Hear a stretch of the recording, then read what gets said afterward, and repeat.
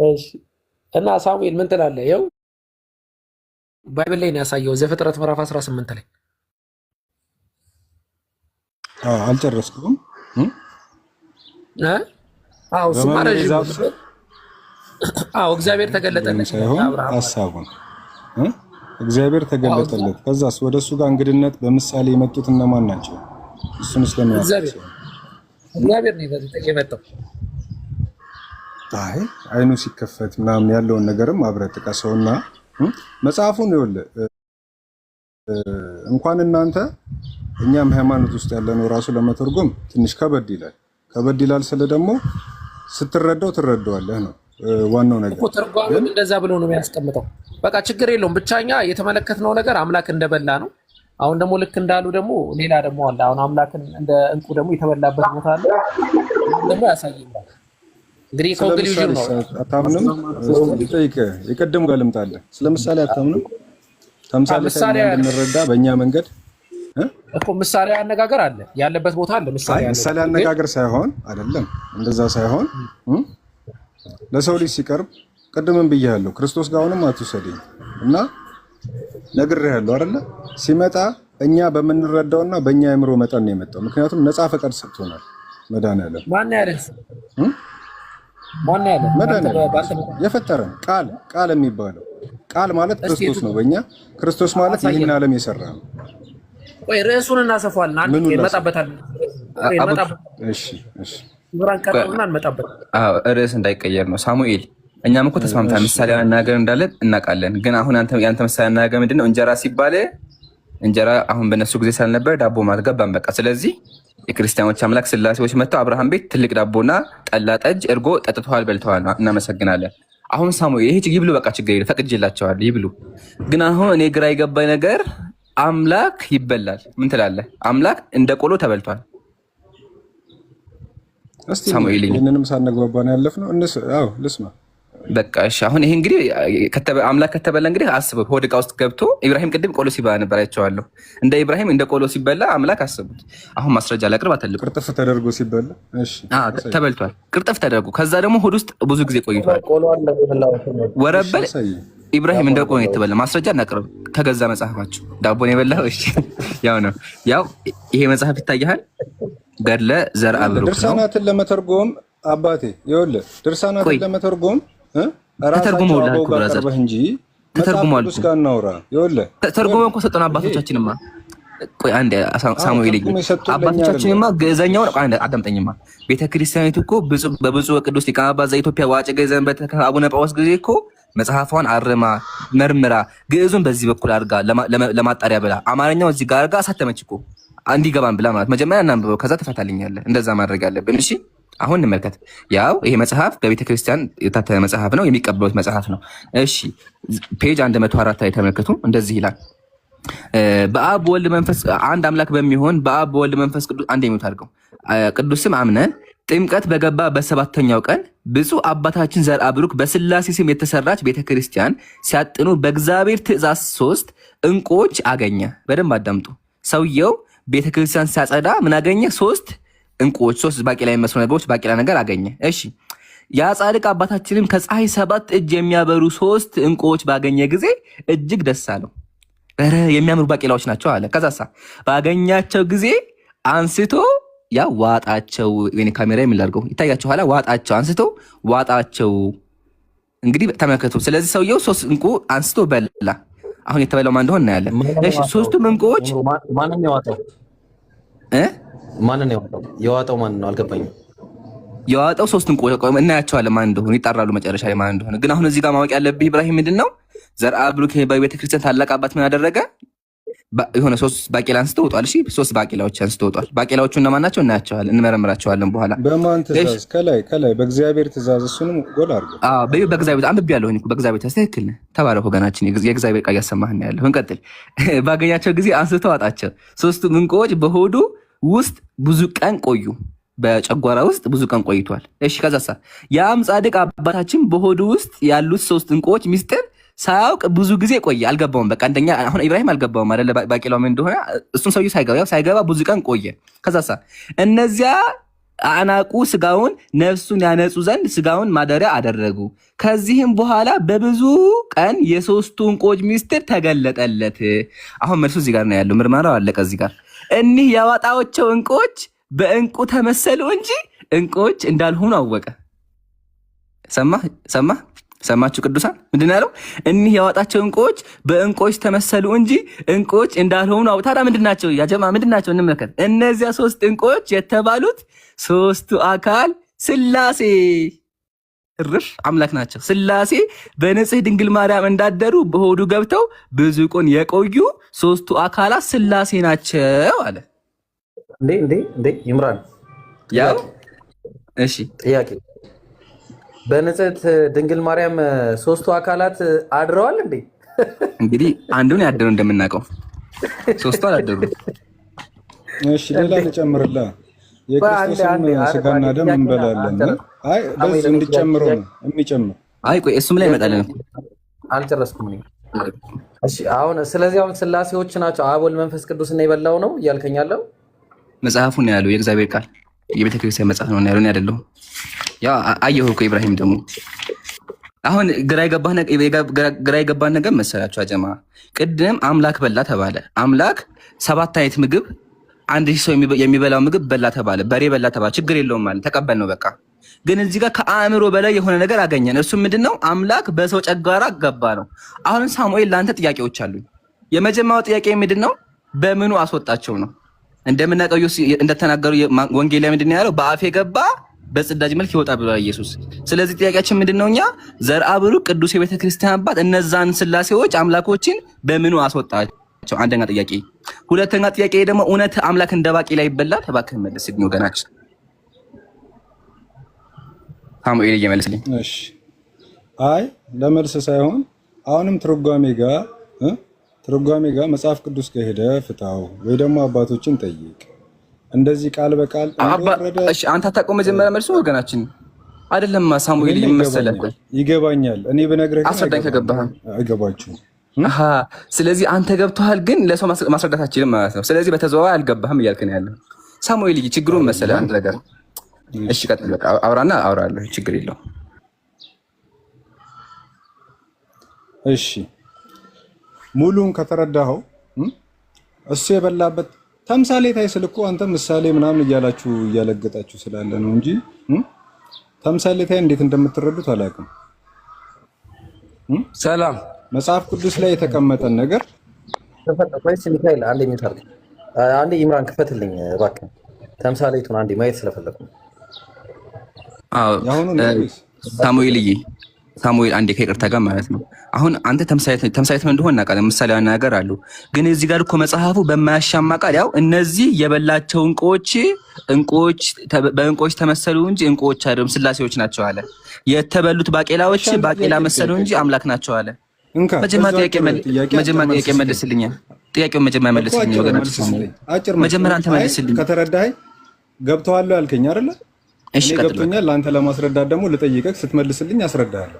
እሺ ቁርአን ላይ አድርገናል የሚለው ቆይ ቁርአን ላይ ወገናችን አንድ ነው ትላላችሁ አይደል? ቆይ እመልስልሃለሁ። ለምንድን ነው እንደዛ የሚለው? እሱን ብቻ መልስልኝና ወላሂ እመልስልሃለሁ። ችግር በጣም ቀላል ጥያቄ ወገናችን ሳሙኤል። ቆይ አንዴ ወገናችን። እሺ ሳሙኤል ረጋ በል። አዎ ግን እንደ መሰለህ አሁን ያለው የሙስሊም ቤት የሙስሊም ዝም ርዕስ አንቃየም መዝለል የሚባል ነገር የለም። አሁን ክርስትና ላይ እንጨርስና ከዛ ወላሂ በጣም ደስ እያለኝ በጣም ደስ የሚል ርዕስ ነው። በደንብ አድርገን ኢብራሂም ወንድም ያውኪም አለ በደንብ አድርገን እናስረዳለን። እሺ አታስብ። አሁን ግን እዚህ ጋር እባክህን ጥያቄያችንን መልስልን። አምላክ የምትለው አካል እንዴት ብሎ እንደ ባቄላ ይበላል? አሁን እኔን ኢምራን የምትጠራኝ እንደ ባቄላ ወደሚበላ አምላክ ነው? እንደ ባቄላ የሚዋጥ አምላክ እኔ አንስቼም ዝቅ የሚበላውን አምላክ ነው እንደ መልክ እየጠራኸኝ ያለኸው? ወገናችን መልስልኝ። በጣም አጠራጣሪ ክርስትና ውድቅ የሚያደርግ ነገር ነው። አዎ አይ ውድቅ አያደርግም። አሁን ያልከው መለኮት በእኔና በአንተ ሚዛን የሚመዘን አይደለም። እሺ ሳሙኤል አንዴ በሚበላ በሚጠጣ ይኸውልህ በላ ወይም ተበላ በሚባል ነገሮች የምታሳንሰውና አላቂ ነገር ማድረግ አትውሰደው። እሺ በቃ ጥያቄውን ቀላግልህና ችግር የለውም። በቃ ጥያቄውን ቀላግልህና መልሴ ምናልባት ካልገባህ እንግዲህ አልመለስክም እኮ መልስን አላውቅም እኮ ነው ያልከው። አንዴ ቆይ እንዲገባ ሳሙኤል አቋረጥከኝ እኮ። እሺ አስቀጥልሃል። አንድ አጠር አድርጌ ልጠይቅህ። እሺ የምታመልከው አምላክ እንደ ባቄላ ይበላል አይበላም? እንደ ባቄላም እንደ ስጋም እንደፈለከው ይበላል። ግን የምትበላበት ሰዓት ይወስነዋል። እሺ አመሰግናለሁ። ጨርሻለሁ። ተመልሶልኝ እኔ ደግሞ ጥያቄ አለኝ እዛ ላይ እና በጣም ይገርም። አንዴ ክፈትልኝ አንዴ እዛው ጋር ልጠይቅ ነው። እኔ ከዚህ መጽሐፍ ላይ በጣም ስለገረመኝ ነው። ኢብራሂም ግን እኔ ጨርሻለሁኝ። ሳሙኤል ለአንተ አንድ ምክር አለኝ። እንደ ባቄላ እንደ ቆሎ አንስቼ የምዝቀውን አምላክ አላመልክም። ካለበት ጨለማ ወጣ። ጨርሻለሁ። ኢብራሂም ቀጥል። እዛች ጋር እኔ አሁን በጣም ይገርምኛል እንዳነበው አድርገኛ እነኚህ የዋጣቸው እንቁዎች ተመሰሉ እንጂ እንቁዎች እንዳልሆኑ አወቀ አለ። እነዚህ ሶስት እንቁዎች የተባሉት ሶስቱ አካላት ሥላሴ በንጽሕት ድንግል ማርያም እንዳደሩ አለ።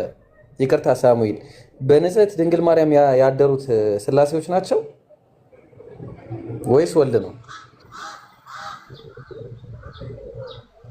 ተጸልሎላት ነው። ይህን እኮ ለመረዳት እናንተ ራሱ ከእናንተ አይዲዮሎጂ መውጣትና ስለ መለኮት መረዳት አለባችሁ። ለዛ ነው ማለት ቅድም ከጠየቁ ስለ ተውራት እንዴት ነው አመለካከት፣ ስለ ደም እንዴት ነው አመለካከት ያልኩ ቆይ ሳይሆን ጠየቁ። ኧረ ቆይ እንደዛ አይደለም። አካል የሚባል ነገር ታውቃለህ? አካል ፐርሰን አንድ ወልድ አንድ ፐርሰን ነው። መንፈስ ቅዱስ አንድ ፐርሰን ነው። አዎ እሺ። ሥላሴ ስንት ፐርሰንት ነው? 3% ነው በአካል አይደለም። እንደዛ አይደለም። በአካል ይኸውልህ ሥላሴ በአካል ስንት ፐርሰንት ነው? ሥላሴ አምላክነት ሶስትነትን ለመረዳት አሁንም እኮ እየመለስኩ ወደ ይኸውልህ እኔ ወደ መመለስልህ ታመጣኝና ተመልሰህ ታቋም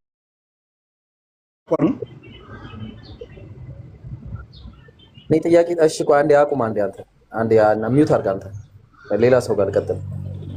ሚካኤል አለ ማነው? ጥቁር ሰው ይቅርታ፣ ጥቁር ሰው ትቀድማለህ። አቤት አቤት፣ ሰላም ነህ? ጥቁር ሰው አለ። ቆይ አንዴ ሚካኤል አንዴ። ሰላም ነው ወይ? ጥቁር ሰው አለን። እኔ የምልህ ሰላም ነው። ማርያም ውስጥ 3 አካላት ነው ያደሩት? አንድ አካል ነው ያደረው በዚህ በአሁኑ መጽሐፍ መሰረት? ያው እኔ በማምነው በመጽሐፍ ሳይሆን እኔ ያንን መጽሐፍ አላምንም። ገድላ ገድልን አላምንም።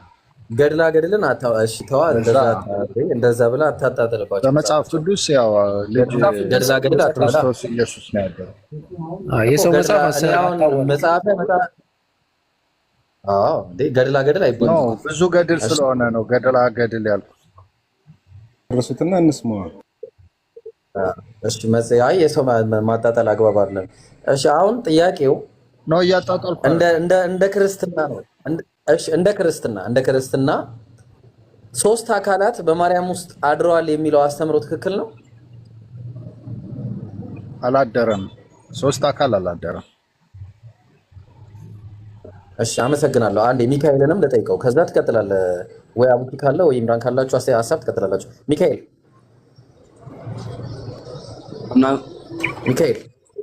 አለን። አሁን ኢምራን ባሳየን መጽሐፍ ላይ 3 አካላት ማርያም ማህፀን ውስጥ አድረዋል ይለናል።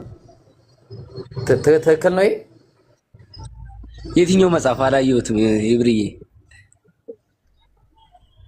እሺ ኢምራን ክፈትለትና አሳየውና።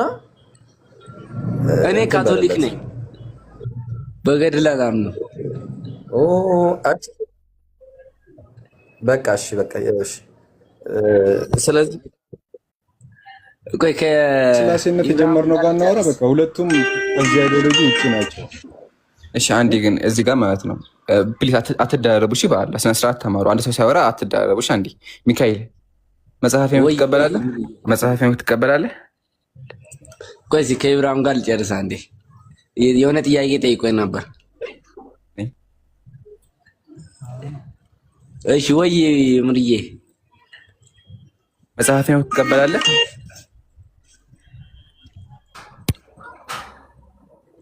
ወይ እየቀለድክ ነው እንዴ ያለው ወገናችን? አረ እየመለስኩልህ ነው ጥያቄን። መጽሐፈ ሄኖክን ትቀበላለህ ወይስ አትቀበልም?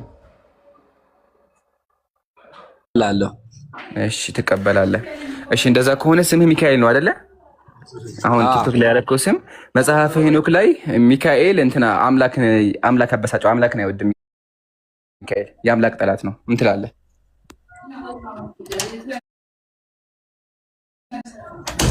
ያሳየኝ። እሺ አይ ካቶሊክ ነኝ ብለዋል፣ አያምንበትም። ለሱ ነው ትርጉም አለው። መጽሐፈ ሄኖክ በመጽሐፍ ቅዱስ እኮ ነው። መጽሐፍ ቅዱስ ነገርበት ምናምን እኮ ገባኝ። እሱ አሁን መጽሐፍ ቅዱስ በዚህ ዓለም ሳሙኤል ያንተን እኮ እሺ፣ እዚህ ጋር ኦርቶዶክስ ካቶሊክና ፕሮቴስታንት አንድ ነገር ላውራ። መጽሐፍ ቅዱስ ላይ ያለን አይዲዮሎጂ ልክ ነው። ሳሙኤል ፕሪስተርኛ አይደለም ወገን፣ አንዴ ነው ታደርግልኛለህ? ቆይ አንዴ ሳሙኤል ፕሊዝ፣ ጥሩ ሰው ነህ አንተ፣ ግን አንዴ በአላህ ከይቅርታ ጋር እሺ፣ አንዴ ላውራና ትቀጥላለህ። ተባረክ። አሁን ወገናችን ሚካኤል ካቶሊክ ነው። መጽሐፈ ሄኖክን እቀበላለሁ ብሏል። መጽሐፈ ሄኖክ መጽሐፍ ቅዱስ ነው። ስሙ ኢብራሂም፣ ስሙ ምንድን ነው የሚለው? ሚካኤል ነው አይደለ? ይታያል እዚህ ጋር ሚካኤል ነው የሚለው።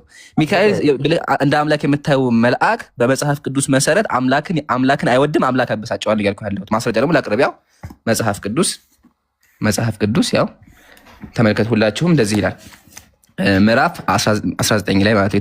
ይታያችኋል ብዬ አስባለሁ። እስኪ በዚያችም ቀን ቅዱስ ሚካኤል የመንፈስ ቅዱስ እውቀቱ ወደ ሐዘን ይወስደኛል ያበሳጨኛል ብሎ ለቅዱስ ሩፋኤል መለሰለታል። ተናጋሪው ማን? ሚካኤል ምን አለ? መንፈስ ቅዱስ ያበሳጨኛል ወደ ሐዘን ይወስደኛል። መንፈስ ቅዱስ በክርስትና አምላክ ነው እንደምናውቀው። አሁን ጥያቄያችን ለሚካኤል ምንድን ነው? ወገናችን ሚካኤል እውነት መልአኩ ሚካኤል አምላክ ያበሳጨዋል? አምላክ ወደ ሐዘን ያስገባዋል? ጥያቄ ይመልስልኝ። ወይም ስምህን ቀይረህና? አዎ ኮሜንት። ኧረ አይበሳጨውም፣ እንደዛ የሚል የለም እኮ። ያው አይኔ ነው ያበሳጨዋል የሚል አለ። አይኔ ነው። ኧረ እግዚአብሔር ያበሳጨዋል የሚል የለም። በእናትህ ወላሂ ቆይ እሺ፣ አንዴ ኢብራሂም በሌላ አካውንት አስገባኝ። አንዴ ሞባይል ልቀይር። ኢብራሂም እሺ፣ ናሽ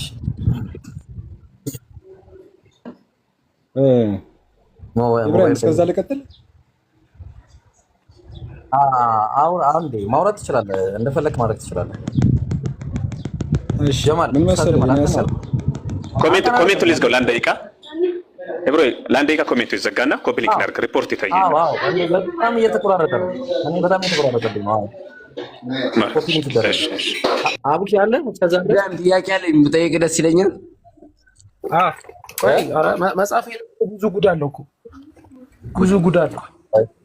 ተመለስክ ይምሩ ይጨርስና ቆይ እንባል። ቀጥል። ያውኑ አሁን ይታያል እኮ እግዚአብሔር ያበሳጨኛል የሚል የታለ? እሺ አንድ አንብብልኝ። በዚያችም ቀን ቅዱስ ሚካኤል የመንፈስ ቅዱስ እውቀቱ ወደ ሐዘን ይወስደኛል ያበሳጨኛል መለሰለት። እሺ መንፈስ ቅዱስ አምላክ ነው አይደለም እኮ? አሁን እዚህ ጋር እግዚአብሔር የሚል አለ። መንፈስ ቅዱስ አምላክ ነው አይደለም? የአምላክ አካል ነው። ልክ ነው። አምላክ ነው እንጂ ራሱ የአምላክ አካል ነው። መንፈስ ቅዱስ አምላክ አይደለም? አምላክ ነው። በቃ አምላክ ነው። ልክ ነው። ፈጣሪ ነው። እሺ አምላክ ከሆነ መንፈስ ቅዱስ ምን አለ እዚህ ጋር? ሚካኤል ምን አለ? አምላክ ያበሳጨኛል። ቆይ መጽሐፍ ቅዱስ እኮ አንድምታ አለው እኮ ወንድሜ ይምራል። ዝም ብሎ በራስህ የምትተረጉመው ነገር አይደለም። እሺ ተርጉምልኝ እኮ አንድምታ ላይ ሄደክ ይኸው የዚህኛውን አንድምታ የዚህኛውን ትርጓሜ አንድምታ ላይ ይኸው። እሺ አንተ መልሱ የለህም? እኔ የለኝም። እኔ መጽሐፍ ቅዱስ የመተርጎም ችሎታ የለኝም። አንድምታ ላይ ግን ስትሄድ መልሱን ታገኘዋለህ። ሚካኤል የትኛውም መንፈስ አያበሳጨውም። የእግዚአብሔር መንፈስ ግን ያ ምን ትርጓሜ አለው? መጽሐፍ ቅዱስን ያው አንደኛ ነገር አንተ ያላመንክ ነህ በመጽሐፍ ቅዱስ ማለት ነው። አንተ በቁርአን የምታምን ስለሆንክ ያው የመጽሐፍ ቅዱስ ትርጓሜ አይገባም አንተ በእርግጥ ማለት ነው። አንድምታ ያስፈልገዋል ወይ በመንፈስ ቅዱስ ሆነ ካላነበብክ በስተቀር አይገባም። መጽሐፉ ነው የሚለው እንግዲህ። እና ሌላ ጥያቄ ካለክ በካቶሊክ ዙሪያ ጠይቀኝ። እሺ አንድ የሚል ታደርግልኛለህ? እሺ አደርግልሃለሁ፣ ጠይቀኝ። እናመሰግናለን። መጀመሪያ አልሐምዱሊላህ በቃ አላቅም ማለት ራሱ መልስ ነው። ስለዚህ የቤት ስራ ወስደህ መልስ ማግኘት አለ። ያ ጀማ እንዳሳየኋችሁ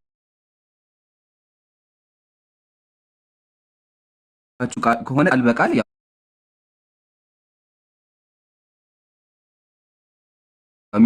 ሚካኤል ጋር የመንፈስ ቅዱስ እውቀቱ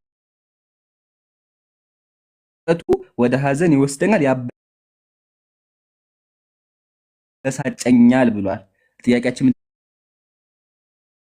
ነበረ? ሚካኤል መልአክ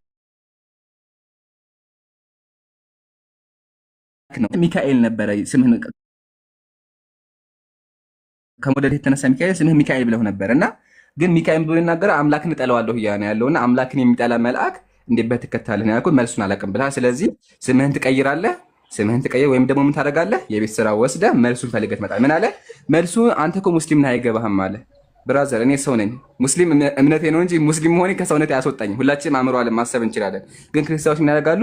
ሰዎች እንደማይገባቸው በጣም ግራ እንደሚያጋባ ሲገባቸው አይገባችሁም ይላሉ። ይሄ የህፃን ጨዋታ ነው። ስለዚህ እንደዚህ አትቃልቶ ቀጥሎ አንድምታ ተመልከታለህ። መጀመሪያ አንድምታ ማለት የቄስ ትርጓሜ ነው። አንድም እንደዚህ እስከ 50 ድረስ ሄዳ አንድም የሚተረጉበት ማለት ነው። የእነሱ ፍልስፍና የቄሶች ነው። ኢትዮጵያ ውስጥ ያሉ ቄሶች መጽሐፉ ራሱ አለ አክቹዋሊ። ግን እዛ ውስጥ ብትይ የተለየ ነገር አታመጣም። መጽሐፍ ቃል በቃ እሺ ተታረመኛለህ እንዲጨርሰህ ታረመኛለህ፣ ችግር የለውም። እሺ መታረም ደስ ይለኛል፣ ችግር የለውም።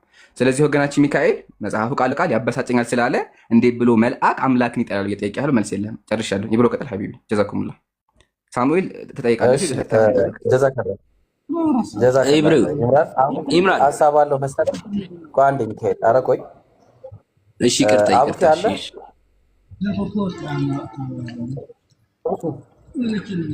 ተባለኝ ብለህ ነበረ በወጣበት ሰዓት። እሺ አይ ቲንክ አቡኪ ያለ አይመስለኝም። ካለህ ድምፅን አሰማና ቀጥል። እሺ እኔ ልቀጥልና እንግዲህ አሁን ከቅድም ጀምሮ ስናወራ የነበረው ምንድን ነው? እግዚአብሔር ይበላል የሚለውን ነገር ነው። እግዚአብሔር ይበላል ሳይሆን ዓለምን ነው የሚበላው የሚል ጥቅስ ነበር ያሳየሁት። ይህንን ጉዳይ ከፈለጋችሁ አስመልክቶ ቪዲዮ ለቀቅ ያለው ቪዲዮን ገብታችሁ ማየት ትችላላችሁ። እና እስቲ ኢምራን እንደ ምን እናድርግ አሁን? የእግዚአብሔር ባህሪያት ላይ እንሂድበት በዚህ ወይስ ሌላ ርዕስ ይዘን እናውራ? ኢብራሂም ምን እናድርግ መሰለህ ሀቢቢ፣ አሁን ጥሩ ፕሮግራም ላይ እየሄደ ያለው ግን አንዴ ሳሙኤል በጣም ስነስርዓት አለውም። ሲቀጥል ጥያቄ እየጠየቀ ነበርና አንዴ ጥያቄውን እንመልስለትና ከዛ የእግዚአብሔር ባህሪያት ላይ በደንብ እናውራበት። እግዚአብሔር በመጽሐፍ ቅዱስ እንዴት ነው የተገለጸው የሚለውን ነገር ሳሙኤል ከመጀመሪያ በፊት ግን ይህን ርዕስ አንዴ ለመዝጋት ያክል ጀማዓተል ኸይር እዚህ ጋር ያላችሁ ከ1100 በላይ ሰዎች ማወቅ ያለባችሁ ነገር አሁን ያሳየ ነው የክርስቲያኖች አምላክ ዓለምን እበላለሁ እያለ እንደሆነ ወለሀታ ምድር ላይ መጥቶ ራሱ 7 አይነት ምግብ እንደበላ ከሱም አልፎ ደግሞ ምድር ላይ መጥቶ በቄሶች ወይም ደግሞ በዘርአ ብሩክ በቅዱስ ዘርአ ብሩክ እንደ ቆሎ እንደተበላ አይተናል። እንደዚህ አይነት አምላክ ሙስሊሞች ልናመልክ አንችልም። ሲፈልግ አንዴ የሚበላ የሚታደን የሚያድን አምላክ የለንም። ኦኬ አንዴ የሚበላ አምላክ አናመልክም ነው። ቅድሞ ጋር ሳሙኤል መሰላችሁ? አዎ አምላክ ይበላል፣ ግን የሚወስነው የሚበላበት ሰዓት ነው ብሏል። እኔ ኢምራን የሚበላ ብለሃል። አንተ አልክም ያድሰናል እኮ። እሺ እኔ ከካቶሊክ ዙሪያ ጥያቄ እና መልስ አናደርግም። ሚካኤል አሁን የገባው የሙስሊም ቤት ነው፣ ስነስርዓት መጠበቅ አለብህ። እሺ ወገናችን ዝም ብለህ እየከፈክ አታውራ። አሁንም አልሰለጠናችሁም። በአላህ እንደው የሆነ ስልጣኔ የሚባል ነገር አልደረሰላችሁም። አሁን ያለ ነው እየተወያየን ያለ። ስለዚህ ሰው እያወራ ከሆነ አትግባ ፕሊዝ፣ ተራህን ጠብቅ። አሁን ሳሙኤል ጥያቄዎችን ማቅረብ ትችላለህ። ኢብሮ መለስለት ሀቢቢ። አንተ ሂደህ ኢምሮ ቀጥልበት ኢንሻአላህ።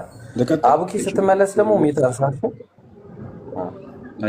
እሺ ወገናችን ሰላም ይሄን ነገር እየሰርኩ ነው። ምንም ማውራት አይመቸኝም። ቀጥሉ። እሺ አይ ሀቢቢ እሺ ሲመች ግን አሳውቃለሁ። እሺ ሳሙኤል አሁን ጥሩ ሰው ነው ያለው። ስነ ስርዓት በጣም ደስ ይላል። እሱ ማድረግ ፈልጋለሁ። አሁን ጥያቄዎችን ማቅረብ ትችላለህ። እስልምና ላይ ጥያቄዎች ካሉ። እሺ ከመጀመሪያው ልጀምርልህ። እናንተ ተውራት የምትሉት እኛ ብሉይ ኪዳን የምንለው አሁን የምናወራባቸው መጽሐፍቶች እነሱን ትቀበላላችሁ ወይስ አትቀበልም? የመጀመሪያው ጥያቄ ነው፣ ከርዕሱ አንጻር ማለት ነው።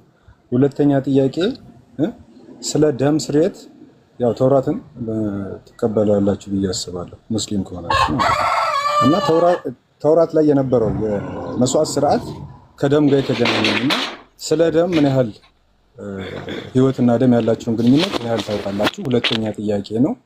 ሶስተኛ ጥያቄ ቀደም ባነሳው ሀሳብ ማለት ነው የእናንተው ቁርአን ላይ የሚጠቅሰው ነገር አለ።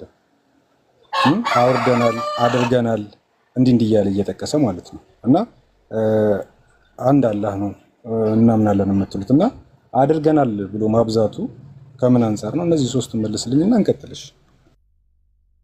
እሺ ወገናችን ሶስቱንም ጥያቄዎች መዝግባቸዋለሁ። መልሱን ሚውት ሀገር ለማዳመጥ ሞክር። ባጭሩ መልስልሃል። በጣም ደስ የሚል ጥያቄ ነው። መልሱም አጭር ነው። የመጀመሪያው ጥያቄ እኛ ብሉይ ኪዳን ብለን የምንቀበለውን መጽሐፍ ወይም ደግሞ ኦሪትን ትቀበላላችሁ እንዴ ነው መልሱ። እኛ ብሉይ ኪዳን የሚባል መጽሐፍ አናቅም፣ ጭራሹኑ አናቅም። እንደዚያ አይነት መጽሐፍም አንቀበልም። ብሉይ ኪዳን ብላችሁ የምታምኑበት መጽሐፍ እናንተ ራሳችሁ ጸሐፊዎች የማታውቅ የሰበሰባችሁ መጽሐፍ፣ መጥፎ ነገር የሚያስተምር ሰዎች እንግዲህ የሚያስተምር መጽሐፍ ነው። እሱ መጽሐፍ አንቀበልም። ግን ሙስሊሞች የምንቀበለው መጽሐፍ አለ። የምንቀበለው መጽሐፍ ምንድን ነው? የት ነው ከተባለ አምላካችን አላሁ ሱብሓነሁ ወተዓላ ከብዙ ሺህ ዓመት በፊት በሙሳ ዓለይሂ ሰላም ላይ ያወረደውን ተውራት ከሆነ አዎ እንቀበለዋለን። የትኛውን ተውራት? አላሁ ሱብሓነሁ ወተዓላ በሙሳ ላይ ያወረደውን። ኦኬ አሁን ያለውን አይደለም። አሁን ያለው የተበረዘ ነው። ስለዚህ ሙስሊሞች አላህ ያ አምላካችን ቁርአን እንዳወረደ ከቁርአን በፊት መጽሐፎች እንዳወረደ እናምናለን። አንደኛ። ሁለተኛ ደግሞ ቀጥሎ ምን አለ? መስዋዕት በብሉይ ኪዳን መስዋዕት አለና እሱን ነገር እንዴት ታያላችሁ ነው። ክርስቲያኖችን ብለው ያምናሉ አዳም ኃጢአት ከሰራ በኋላ አምላክ እሱን ነገር ይቅር እንዲል በየጊዜው ደም መፍሰስ አለበት ብለው ወፍ ወይም ደግሞ በሬ እያረዱ ለአምላክ ያቃጥሉ ነበረ። እንደ አንዱን ደግሞ ለሰይጣን እያቀረቡ ያርዱ ነበረ እና መጨረሻ ኢየሱስ መጥቶ ተሰዋ። ኦኬ ይሄ ልጅ በቃ ምንም ስነ ስርዓት የለውም አብሮ እሺ ያንን ነበር። እኛም ሙስሊሞች እንደዛ አምላካችን ያዘብላል። እሺ ወርዷል። እኛ ሙስሊሞች እንደዛ አምላካችን ያዘብላል አናምን። በእናንተ ነው። የእናንተ አምላክ ግን አንድ ሰው ፍሬ ስለበላ ወይም ደግሞ ከብዙ ሺህ ዓመት በፊት የነበር አንድ ግለሰብ አፕል በላ ብሎ ሰዎችን በሬ እንዲያርዱ የሚያደርጋቸው የእናንተ አምላክ ነው። በእስልምናችን አምላክ እንደዛ ያዛ የሚል ነገር የለም። ነገር ግን በእስልምናችን መስዋዕት የሚባል ነገር አለ። ሙስሊሞች የምናርደው ለአምላካችን ነው። ለዛ ቁርአን ላይ በሚናገር አምላካችን እርዴም ህይወቴም ለአላህ ነው በላ። ስለዚህ ሙስሊሞች የምናርደው የአላህ ስም ጠርተን ለአላህ ነው የምናርደው። ለአላህ እናርዳለን ሲባል ግን እንደናንተ ደግሞ ለአላህ ይደርሰማት አይደለም። ለዛ ነው አምላካችን ቁርአን ላይ ምን አለ? ላ የናሉላሁ ሉሁመሃ አለ። አላህ እኮ ስጋና ደግሞ አይደርሰውም ማለት ወላኪን የናሉ ተቅዋ ሚንኩም የእናንተ የአላህ መፍራት ነው እንጂ ለሱ ወይም ደግሞ የሚደርሰው ደግሞ ለአላህ ጥቅም የለውም የሚለው። ስለዚህ ሙስሊሞች እናርዳለን፣ እርዳችን ለአላህ ነው። መልሰዋል። እሺ አልጨረስኩም እኮ ወገናችን። እናርዳለን ግን ስናርድ ግን ደግሞ አላህ ይደርሳል ብለን አይደለም። በጣም ሙስሊም ህይወቱም ስግደቱም ሁሉ ነገር ለአላህ ስለሆነ የአላህን ስም ጠርተን የምናርደው። ሶስተኛ ጥያቄ ደግሞ ቁርአን ላይ እኮ አላህ እኛ ብሎ ይናገራል። ስለዚህ እኛ ብሎ ሲናገር ብዙ ነው እንደሚል ጥያቄ ጠይቀሃል። አላህ አንድ ነው። ማስረጃ ሱረቱል አምላካችን እንደዚህ ይላል። አላህም አለ ሁለት አማልክትን አትያዙ፣ እርሱ አላህ አንድ አምላክ ብቻ ነው። ስለዚህ ሙስሊሞች አምላክ አንድ ነው። ግን አላህ አንድ አምላክ ቢሆንም ቁርአን የወረደው በአረበኛ ነው። ለዛ ሱረቱ ዩሱፍ አምላካችን ብሎ ይናገራል። እኛ ፍቹን ታውቁ ዘንድ አረበኛ ቁርአን አወረድናል። ስለዚህ ቁርአን አረበኛ ነው። ቁርአን አረበኛ ስለሆነ የሚጠቀመው ሰዋሰው የአረበኛን ሰዋሰው ነው። ቁርአን ላይ ደግሞ አረቦች ደግሞ ያናገር ዘ ብለው የሚጠቀማሉ። እኛ እያሉ ይናገራሉ፣ አንተ ይላሉ፣ እርሱ ይላሉ። ለዛ ነው አምላካችን በሶስቱ መንገድ የሚጠቀመው። ምሳሌ አምላካችን ቁርአን እኔ ይላል፣ ያው እኔ ብሎ እኔ አላህ ነኝ አለ። ስለዚህ አንደኛ እኔ ብሎ ይናገራል፣ ሁለተኛ ደግሞ እርሱ ይላል፣ ይሄ የሚያናገር፣ ሶስተኛ ደግሞ እኛ እያለ ይናገራል። እኛ ብሎ ሲናገር የተፈለገበት ግነትን ነው እንጂ አላህ ብዙ ነው አይደለም። ለዛ ነው ተመከቱ ተፍሲሮች የምንመለከት። ይሄ መጽሐፍ ምሳሌ ተመከቱ ተፍሲር አልከቢር መጽሐፉን ይሁን እንደዚህ ይላል። ወሁወ ጀለ ወዐላ ዋሂድ አለ። አላሁ ሱብሓነሁ ወተዓላ አንድ ነው አለ። አላህ አንድ ነው። ኢላ አነሁ የዐቢሩ አን ነፍሲሂ ቢሲገቲል ጀምዕ፣ ስለራሱ በብዜት ይናገራል።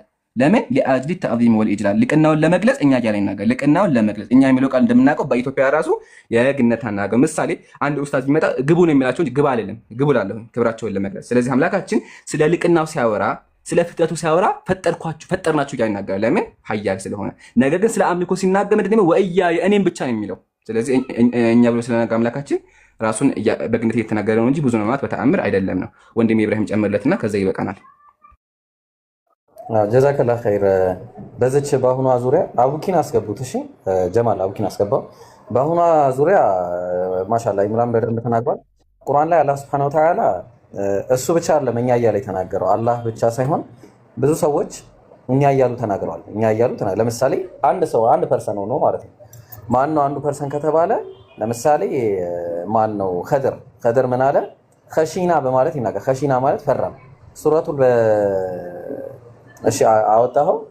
ሱረቱል ምን ላይ ነበረ? ሱረቱል 18ኛው ምዕራፍ ካፍ ምዕራፍ 18 ቁጥር 81 ላይ ያው ፈራን እያለ ይናገር። ፈራን እያለ ብዙ ቦታ ላይ ይናገራል። ፈለግን ስንት ሰው ነው? አንድ ፐርሰን ነው። ኢዝ ኦንሊ ዋን ፐርሰን። አንድ ፐርሰን ሆኖ ሳለ ፈለግን ይላል። ለምንድን ነው የሚለው? ራሱን በግነት። በተመሳሳይ ሱረቱ ናህል ላይ ምን እያለ ይናገራል? ሱለይማን ዑሊምና መንጢቀ ጠይር ይላል። የወፍን ቋንቋ ተስተማረን ይላል። ተማርኩኝ በማለት ፋንታ ተስተማረን ይላል። ስለዚህ የወፍ ቋንቋ የተማረው ማን ነው? ሱለይማን ነው። ሱለይማን ደግሞ አንድ ፐርሰን ነው። አንድ ፐርሰን ሆኖ ተስተማረን እያለ የሚናገርበት አለ። እግዚአብሔር የሚናገራል፣ ማን ነው? ሰዎችም ይናገራል። አዎ ትንቢተ ዳንኤል ምዕራፍ 2 ቁጥር 36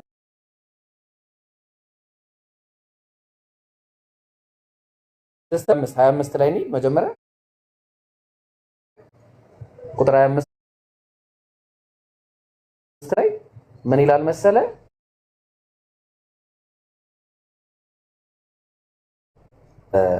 አዎ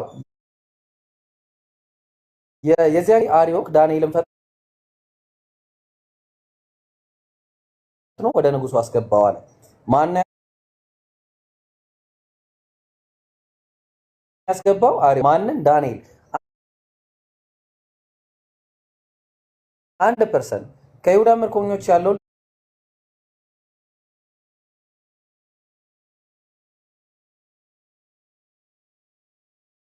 ለንጉሱ ፍቺውን ያለው አለው።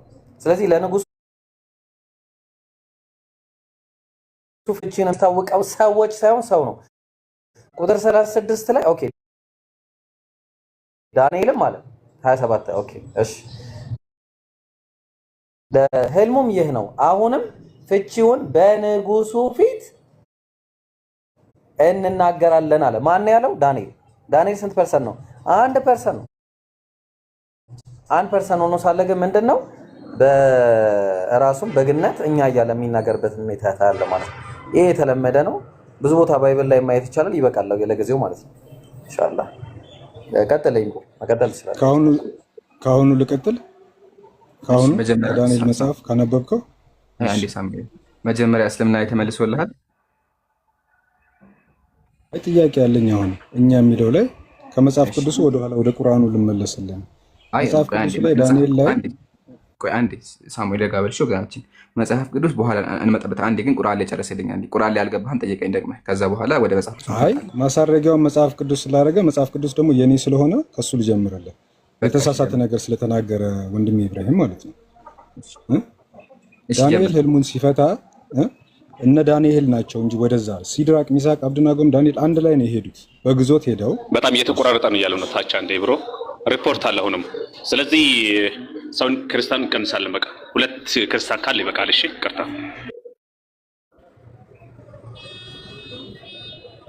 ቀጥልሽ ኢምራን ቀጥሉ እና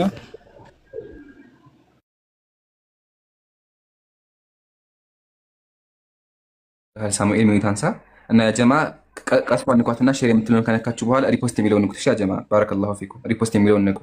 ከስር ከጊፍት በኩል ሼር ማድረጊያዋን ከነካችሁ ቢጫዋን ሪፖስት የምትለዋን ሁላችሁም ንኩ እና ታብታብ አድርጉ። ያው እንደዚህ ዳዋ ስንሰራ በጣም እንቅፋት መሆን የሚፈልጉ ጠላቶች አሉና እንዳይሳካላችሁ አደራ። አሁን ግን እነሱ በጣም ሪፖርት እያደረጉ ነው። ስለዚህ ሁላችሁም ኮፒ ሊንክ አድርጉ።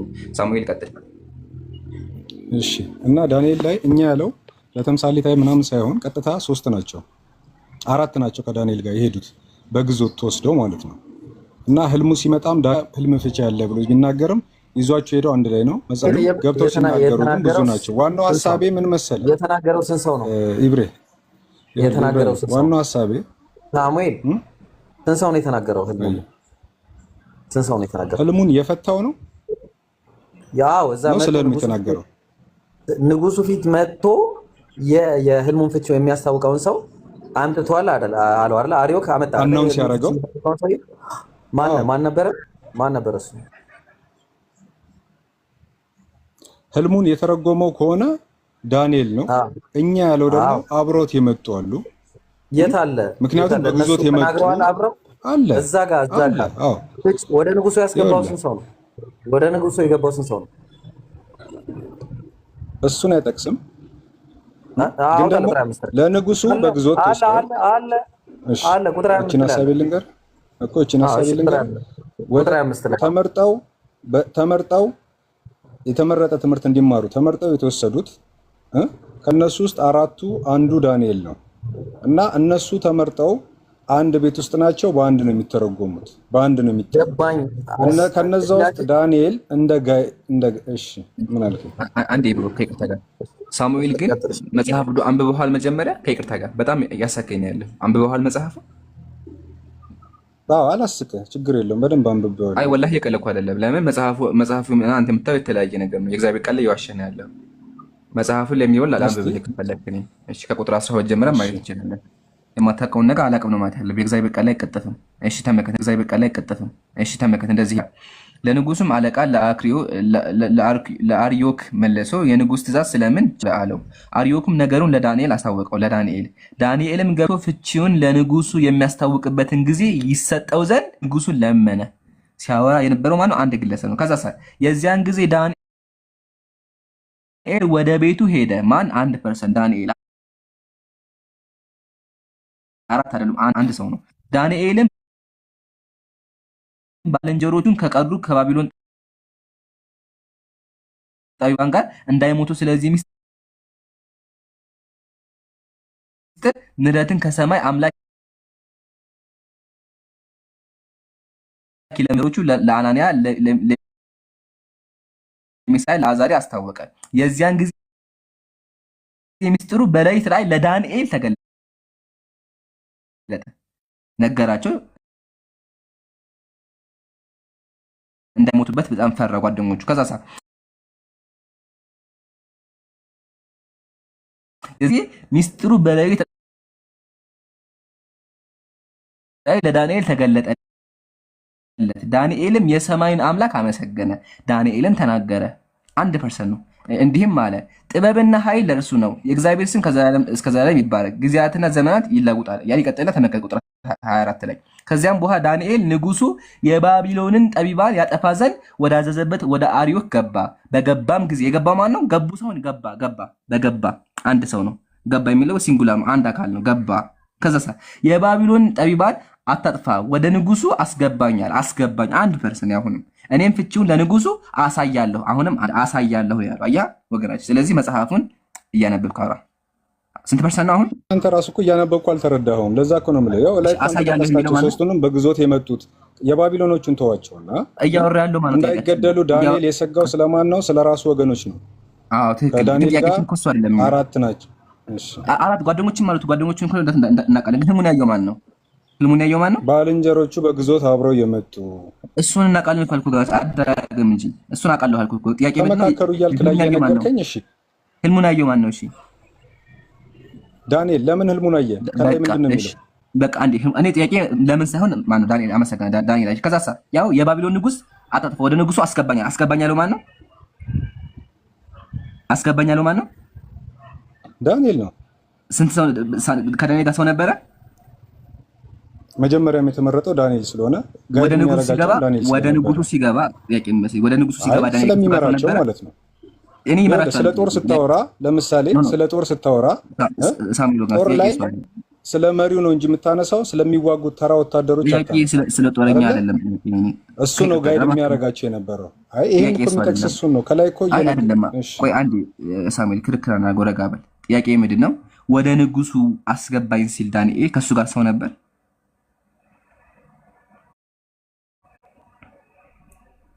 መልስልኝ። ራሱን ብቻ ወክሎ የሚል ነገር የለም። አማክሯቸው አለ ወይስ ህልም ተገልጦለት ተነጋገሩ ይላል። ከላይ እኮ አንተ ብለዋል። ህልም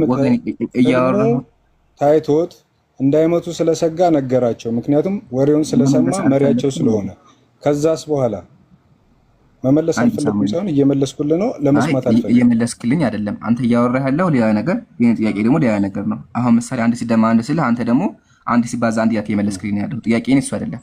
ጥያቄ ምንድነው? እኔ ዳንኤል አስገባኝ ብሎ ሲናገር ከእርሱ ጋር ሰው ነበረ ወይስ አልነበረም? መልስልኝ። ዳንኤልን ሲጠራው ወይም ደግሞ ስለ ህልሙ የባቢሎን እንትኖች ከጠቢባን መሀል እሱን መርጦ አመሰግናለሁ። ከይቅርታ ጋር አመሰግናለሁ። አሁንም እየተግባባ አይደለም። አንተ የምታወራው ሌላ ነገር፣ የጠየቁት ጥያቄ ሌላ ነገር ነው። ስለዚህ መመለስ አልፈለግም። እሺ ወደ ዋናው ሀሳባችን እንምጣና ይሁን። እሺ እንደየመረዳታችን ወይም የሚያየው ሰው ይዳኝ። ይሄን እንተውና በቃ ችግር የለውም። መመለስ አልፈለግ አቃልፈዋለሁ። አላስጨንቅህም። ቀጥል። ችግር የለውም። እኔ እየመለስኩልህ ነው። ችግር የለውም። አይ መሀል ላይ ያቋረጥኩ ለምን መሰለህ? እኔ አንድ ሲደማ አንድ ስለ አንተ ደግሞ አንድ ሲባዛ አንድ ብለህ እየመለስክ ነው ያለው። ራስህን ጥያቄ የጠየቅህ ጥያቄ እየመለስክ አልነበረም። ወደ ነገር ለፋ። ግን አሁን መልስ ከሆነ አንድ ድል እሰጥሃለሁ፣ ካልሆነ ወደ ቀጣይ ለፍ። አይ እንደነገርኩ ነው። የተለየ ሀሳብ የለኝም።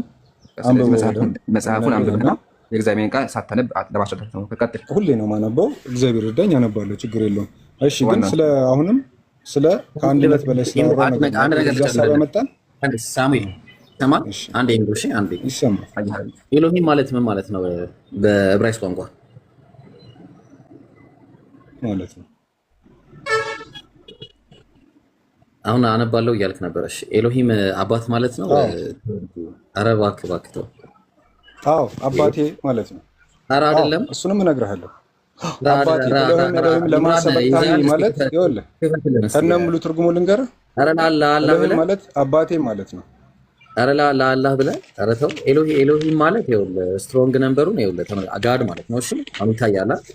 ግን አሁን ችግሩ ኤሎሂም ማለት አምላክ በሚለው መጣ እንጂ ጥሬ ትርጉሙ አማልክት ፕሉራል ፎርም አየው። ፕሉራል ኦፍ ኤሎሃ አየው። ኤሎሃ የሚለው ቃል አየው ይታያል።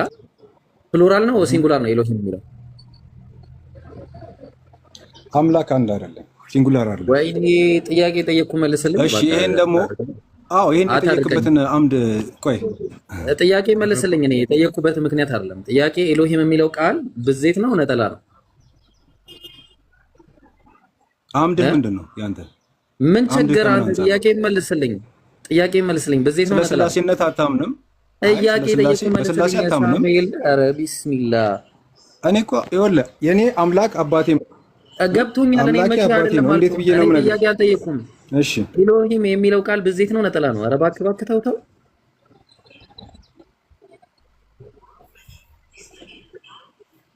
ነጠላ ነው። አይ ነጠላ ነው። እሺ እናውራ። እሺ ነጠላ አይደለም። አሳየው ኢምራን እባክህ በሚገባ ቋንቋ። ፕሉራል ማለት ምን ሆነ ታውቃለህ? ሳሙኤል ፕሉራል ነው አልከኝ እኮ። አዎ እያየሁት ነው። በዛ ነው ነጠላ ነው ያልኩት። ፕሉራል ነው ከአንድ በላይ ነው እሱ። ምንም እየገባሃለን። ቆይ አንደኛም እኮ ወዘጋ አንድ ያረጋብ ለገናችን አሁን ዘዳግም ላይ ያለኝም አንዴ ኤክሳደስ ዘጻት 7 ላይ ናልኝ እንደዚህ ይላል። እግዚአብሔር እንደዚህ አለ ያህዌ said to Moses ያህዌ ለሙሴ እንደዚህ አለው። ተመልከት I have made you as a god to ፈርዖን ፈርዖን ላይ እንደ አምላክ አድርጌሃለሁኝ ያለው ያለው ማን ነው? በፈርዖን ላይ ያለው ማን ነው? እግዚአብሔር። ትክክል ነው። ያለው ማን ነው? እግዚአብሔር ምን አደረገው? ሙሴ እግዚአብሔር ሙሴ ምን አደረገው? በፈርዖን ላይ ምን አደረገው? አምላክ አደረገው። አምላክ የሚለው ቃል ምንድነው በሂብሩ? ያው ኤሎሂም አልከው እኮ። ኤሎሂም የምን ብዜት ነው? የምን ብዜት ነው ማለት? ኤሎሂም የሚለው ቃል ምሳሌ በላ አለ፣ ከዛ በኋላ በሉ ትላለህ አይደል? ወይም ደግሞ መጣ የሆነ ተበዛው በአማርኛ ምሳሌ መኪኖች ስለሌለ ኤሎሂም የሚለው ቃል ብዜት ነው አይደለ? ኤሎሂም የሚለው ቃል ብዜት ነው። ኤሎሂም ቃል ብዜት ነው። የምን ብዜት ነው? እሺ የኤሎሃ። እሺ ያው ፕሉራል ፎርም ኦፍ ኤሎሃ ተመልከት። ምን ፕሉራል ፎርም ኤሎሃ? ኤሎሃ የሚለው ቃል ምንድነው? ብዜቱ ነው። ኤሎሃ ማለት ማለት ነው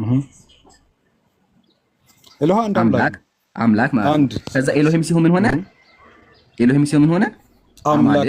አምላኮች ሆነ ማለት አይደል? አማልክት ሳይሆን አምላክ። አሁን እዚህ ጋር እኮ ነው የማንግባባው የምልህ። ለዚህ ነው ይሄም የተባለበትን ምክንያት ልንገርህ። ክርስቶስ በመስቀል ላይ ያለ አምላኮች ብለን አይ ይሄንንም ልንገርህ ለምን እንዳለ በመስቀል አይ ስላነሳው ማን ኢብራሂም ያነሳው ይሄ እንደዚህ ኧረ አላህ ኧረ ወገናችን አንድ ቆይ አንዴ በቃ ቁንጽል እንዳይሆን ነው። በቁንጽል እኮ ነው የምታወራው። በቃ ወላሂ በቃ አይደለም ሳሙኤል ከዚህ በኋላ ምን ማድረግ አለብህ መሰለህ? ለምን አነሳው? ወላሂ ነገር ለምን አነሳው? ስለ ኤሎሂም ቆይ አንዴ እሺ እነግርሃለሁ። ያነሳው አይ ለምን አነሳው? ቆይ እሺ አንዴ የምታርገው ሳሙኤል አንዴ ረጋብልሽ ወገናችን ሳሙኤል ይቅርብ፣ ከዚህ በኋላ ይቅርብ። እሺ መጽሐፍ ቅዱስ ላይ ማለት ለምን ይሄ ጥቅስ እኮ ብሉይ ኪዳን ላይ ነው እግዚአብሔር የተናገረው። መስቀል ላይ ትላለህ እንዴ? መስቀል ኧረ አላህ ምንም ከምን የምታገናኘው? ከዚህ በላይ ክርክር ነው የሚሆነው። ሐሳቡን ነገር ነው እኮ ይኸውልህ ኤሎሂምን ያነሳበት ሐሳብ ኤሎሂም አይ የእሱን ጠይቀዋ። ጥቅሱ ምን ላይ ነው ያለው? እሺ ጥቅሱ ምን ላይ ነው ያለው? እሱ ምን ያደርግልሃል? አንተ ቅድም እኮ ልጁ ብሎሃል። መጽሐፍ ቅዱስን እኮ ለዴቪድ ነው ያመጣው። እኔ አላውቅም። መጽሐፍ ቅዱስ አታውቅም። ኢምሮ ሰው ልጋብዝ። በቃ አንተ ሳሙኤል ሚዩት አድርገህ ተማር። እዚህ ቁጭ ብለህ ከፈለክ ታች አረዛ። እኛ ረጅም ጊዜ ከጌቾ ጋር አውርተን ማለት ነው ብዙ አውራስ ከጌቾ ጋር አውራስ ጌቾ ደስ ከኢምራን ጋር አውራስ አንተ እንትን ጋር አገናኝተኸኝ እንደሆነ ከማንስ ጋር አገናኝተኸኝ እንደሆነ አይ ወዲህ ነው። እሺ ወገናችን ጌቾ ሰላም ብያለሁ። አለን እኔ ደንበኛችሁ ሆነናል እኮ በቃ አሁን። አይ ማሻአላ ደስ ይላል ወገናችን። እኔ ኢምራን እባላለሁ። ከየት ቤተ እምነት ነህ? እኔ ፕሮቴስታንት ነኝ። ፕሮቴስታንት ነህ? እሺ የገባው ጥያቄ ልጠይቅህ ወይስ ደግሞ እንጠይቅህኛ? ችግር የለውም ብጠይቁኝም ብጠይቃችሁም ችግር የለውም። እኔ በቃ እኔ ልጠይቅ ግን ቅድም እኔ ሀሳቤ ቅድም ኢብሮ ለተናገረው እግዚአብሔር ይበላል አይበላም በኋላ አንድ ርዕስ ላይ አናድም ወገናችን። እሺ ሰው ይሰለቻል። ህዝቡ ማየት ያለበትን አይተዋል። ሌላ ጊዜ ደግሞ እናወራበታለን። አሁን እኔ አንድ ጥያቄ አለኝ። ከዚህ በኋላ ምንም መከራከር የሚባል ነገር አልፈልግም። እኔ ኢብራሂም እዚህ ጋር የምታየው 1000 ሙስሊም ከአንተ አንድ ነገር ይፈልጋል። እርሱም ምንድነው? የምናገኛቸውን 3 ነገሮች ንገረኝ። እኔ ኢምራን ክርስትና ላይ ብመጣ ወይም አንተ ክርስትና ላይ ስትሰብከኝ ምን እንዳገኘ ነው ክርስትና ወደ ክርስትና እየሰብከኝ ያለው? 3 ነገር ብቻ 3 ነገር ክርስትና ላይ ብመጣ ምን አገኛለሁ? እችን ብቻ መልስልኝ። በጣም ጥሩ ጥያቄ እውነት። አንደኛ ምርጥ ጥያቄ። እሺ የመጀመሪያው የትኛውም ሃይማኖት ውስጥ የሌለ ክርስትና ውስጥ ብቻ ያለ የመጀመሪያው የዘላለም ህይወት ሰዎች ማግኘት ይችላሉ። በየትኛውም ሃይማኖት የማይገኝ ቢኖር የዘላለም ህይወት ነው። እርግጠኛ ሆነን መግባት የምንችለው ሰዎች በክርስቶስ ኢየሱስ ስላመኑ የዘላለም ህይወት ማግኘት ይችላሉ በክርስትና። ሌላኛው ሃይማኖት ውስጥ ማንም ሰው እርግጠኛ አይደለም። እናንተም ብትሆኑ ኢንሻአላህ ፈጣሪ ያውቃል አላህ ያውቃል ነው የምትሉት። እኛ ግን ክርስቲያኖች እርግጠኞች ነን። ክርስትና ጌታ ኢየሱስ ክርስቶስ ስለተከተልን የዘላለም ህይወት አለን። የመጀመሪያው ነገር ማለት ነው። ሁለተኛ ደግሞ ከየትኛውም ከአጋንንት ስራት ከየትኛውም በሽታ እኛ ክርስቲያኖች ነፃ መሆን እንችላለን። ክርስቲያን ከሆንክ ማለት ነው።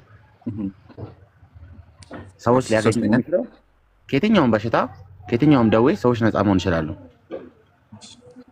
ሶስተኛውና የመጨረሻው ደግሞ የእግዚአብሔር መንግስት የማወቅ ስልጣን አላቸው። ስለ እግዚአብሔር መንግስት የማወቅ የመመርመር ማለት እዚህ ምድር ላይ ሆነን የእግዚአብሔር መንግስት የማወቅና የመመርመር ስልጣን አለ። ምክንያቱም መንፈስ ተሰጥቶናል። ለሰው ልጆች አንድ ትልቅ የሰጠው ነገር በክርስትና ዓለም መንፈስ ቅዱስ የሚባል አለ። እሱ የተሰጠ ለኛ ለክርስቲያኖች ልዩ። ዋው በጣም አጂብ ነው። ኢብራሂም እዚህ ጋር ሆናችሁ የዘላለም ህይወት አላችሁ ይበል።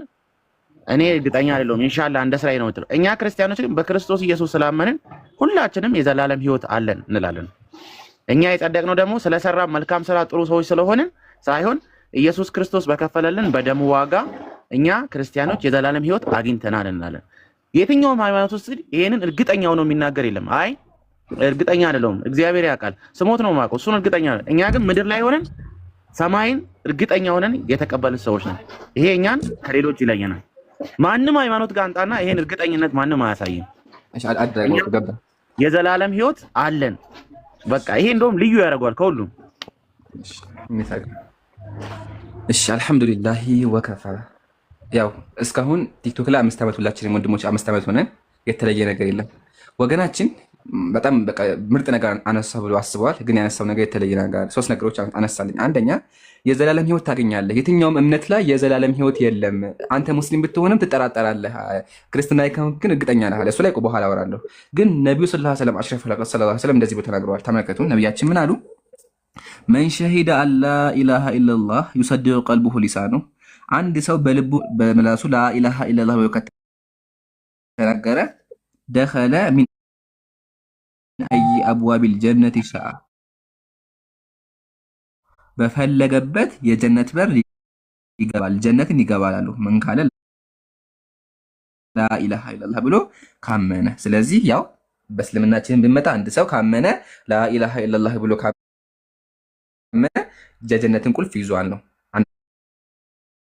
አንተ ላይ እመጣልሃለሁ። አንተ ላይ የተናገርከው ስህተት ነው። በኢየሱስ ካመንክ ነው ያልከኝ። እኔ ኢምራን የምድነው በኢየሱስ ካመንክ ብቻ አይደለም፣ እሱ ላይ እመጣለሁ። ሁለተኛ ደግሞ ምን አልከኝ?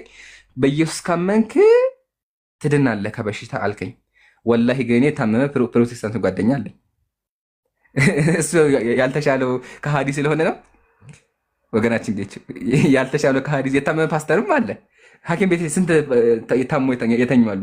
እነሱ እግዚአብሔር አልፈወሳቸው ክርስቲያን ስላልሆኑ ነው፣ ጴንጤ ስላልሆኑ ነው። አያለ ስለዚህ ሁለተኛውም አያስኬድህም። ምንድን ነው ያልከኝ አንተ? አንተ የምታምን ከሆነ ከበሽታ ትድናለህ። ግን እንኳን እኔ የተመሙት ራሱ አልተፈወሱም ታመው ነው ያሉ። ስለዚህ የተለየ ነገር አላመጣህም። ሁሉም ጴንጤዎች ጤነኛ ቢሆኑ እሺ ነው፣ ሁሉም ጴንጤ ጤነኛ ብዬ አስባለሁ። ግን በሽተኛ ጴንጤዎችም ስላሉ አያስኬድም።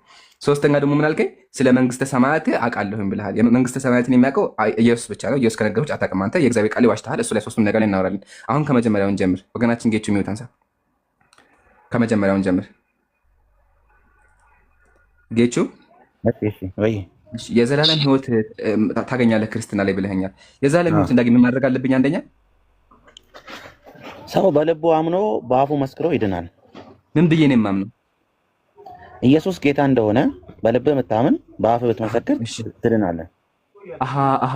ስለዚህ አሁን እኔ መዳን ከፈለግኩኝ ኢየሱስ አምላክ ነው ብዬ መሰክር አንደኛ አይደለ? ይሄ ነው። ይሄ ብቻ ነው ከጨረስኩ ጌታ እንደሆነ በልብ ታምናለህ። ከዛ በምላስ ይናገራል። ሁለተኛ ደግሞ ትመሰክራለህ። እሺ ከዛ ጨረስኩ በቃ። ይሄ ነው ለየትኛው አባቱሳ በአባቱ ላይ በኢየሱስ አባት አላምን ልጁ ብቻ በቂ ነው። ስላሴ ላይ ነው ታመጣኛለህ። አይ አይደለም ሳይሆን ማለት ነው። አሁን አንተ በኢየሱስ ብቻ ካመንክ ትድናለህ። በቃ በምላስ ተናገርክ። ግን ደግሞ አንድ ጓደኛዬ አብ ወልድ መንፈስ ቅዱስ ናቸው አለ። አባትም አለው ልጅ ብቻ አይደለም አባትም አለ አልከኝ። ስለዚህ በልጁ ወይስ በሁለቱም ነው የማምን? ወይስ ደግሞ በአባቱ መርጬ ማመን እችላለሁ? ኢብራሂም በአባቱ እኔ ደግሞ በልጁ እንደዚህ ማመን እንችላለን? ወይስ ደግሞ ሁለቱም በአንድ መታመን አለባቸው?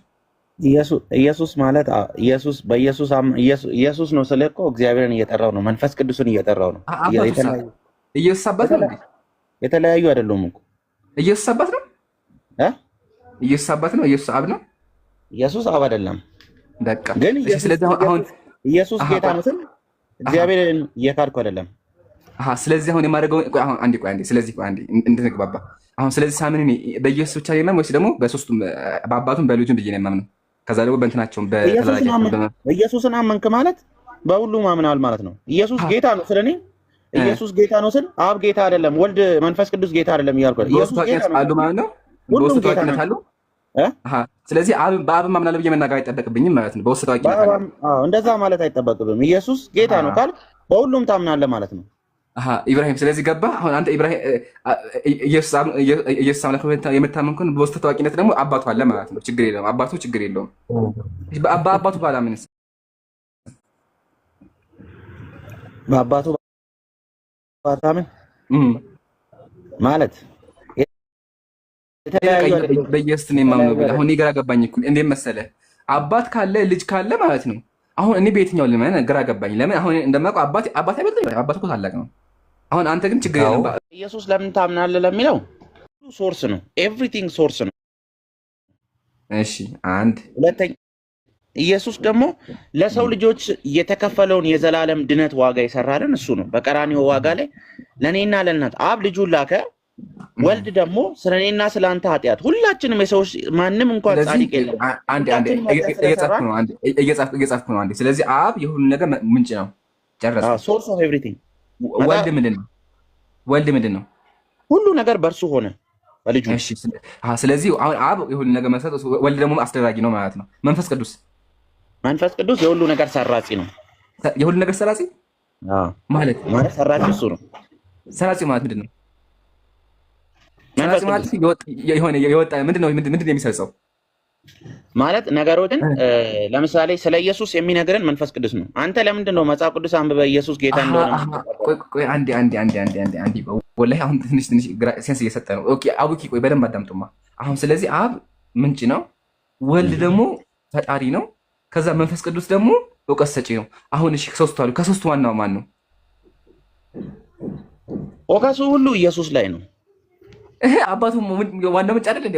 ፎከስ መሆን ካለበት አባት ነው ምንጭ አይደል እንዴ? አንተ ምን አስበህ? ኢየሱስ ነው ስልኮ ኢየሱስ ነው ካለ ስለ ወልድም ስለ የኢየሱስ አባት ማን ነው?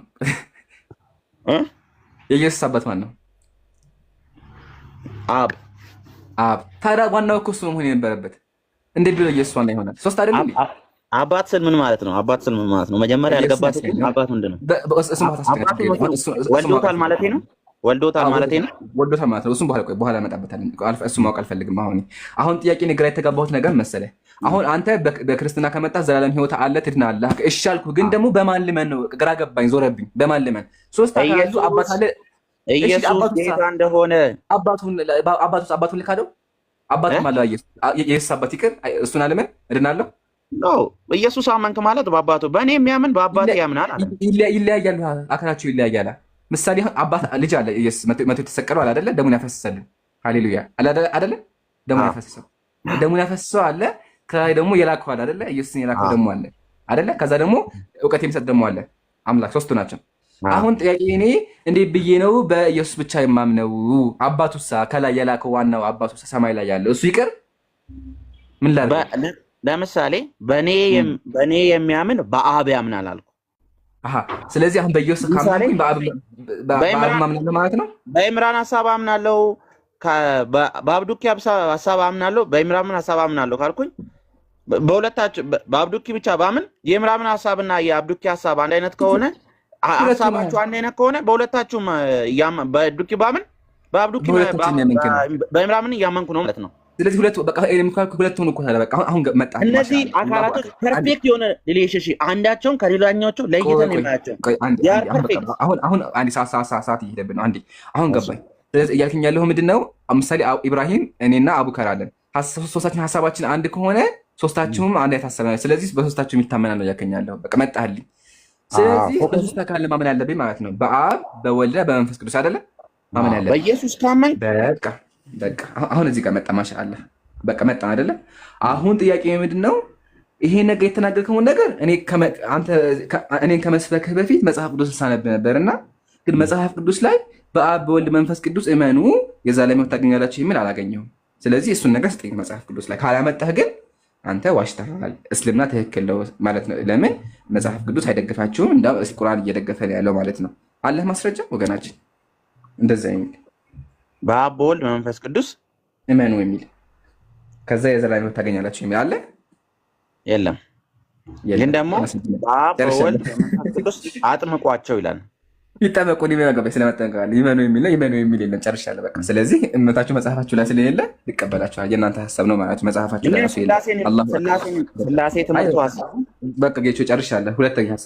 ሁለተኛ ሀሳብ አንተ በክርስቶስ ካመንክ ከበሽታ ትድናለህ ብለኸኛል። ሁሉም በክርስቶስ ያመነ ከበሽታ ይድናል? እሱ አይድንም፣ እንደ ሰውየው እምነት ነው። ስለዚህ አሁን እኔ ኢምራን ወደ እናንተ መጣ ላድን እችላለሁ ማለት ነው አይደለ? አይታወቅም። እንደ አንተ እምነት ይወስናል። የተለየ ነገር አለመጣህም። አሁንም ያ ሁለተኛውም ላይ የለም። ቅድም ምንድን ነበርክ? ግን አንተ ግን በክርስቶስ የምታመን ከሆነ ሁሉም ሰው ይድናል ነበርከው። ለምሳሌ ጴንጤ ጓደኛ እዚህ ጎረቤት ያለ በሽተኛ ነው፣ ይቅርታ ታሟል፣ ግን አማኝ ነው። ቤተክርስቲያን እሑድ ይሄዳል። ጨርሻለሁ። ሶስተኛ ሀሳብ መንግስተ ሰማያትን አውቃለሁ ብለኸኛል። ስለ መንግስተ ሰማያት የምታውቀውን ነገር ንገረኝ።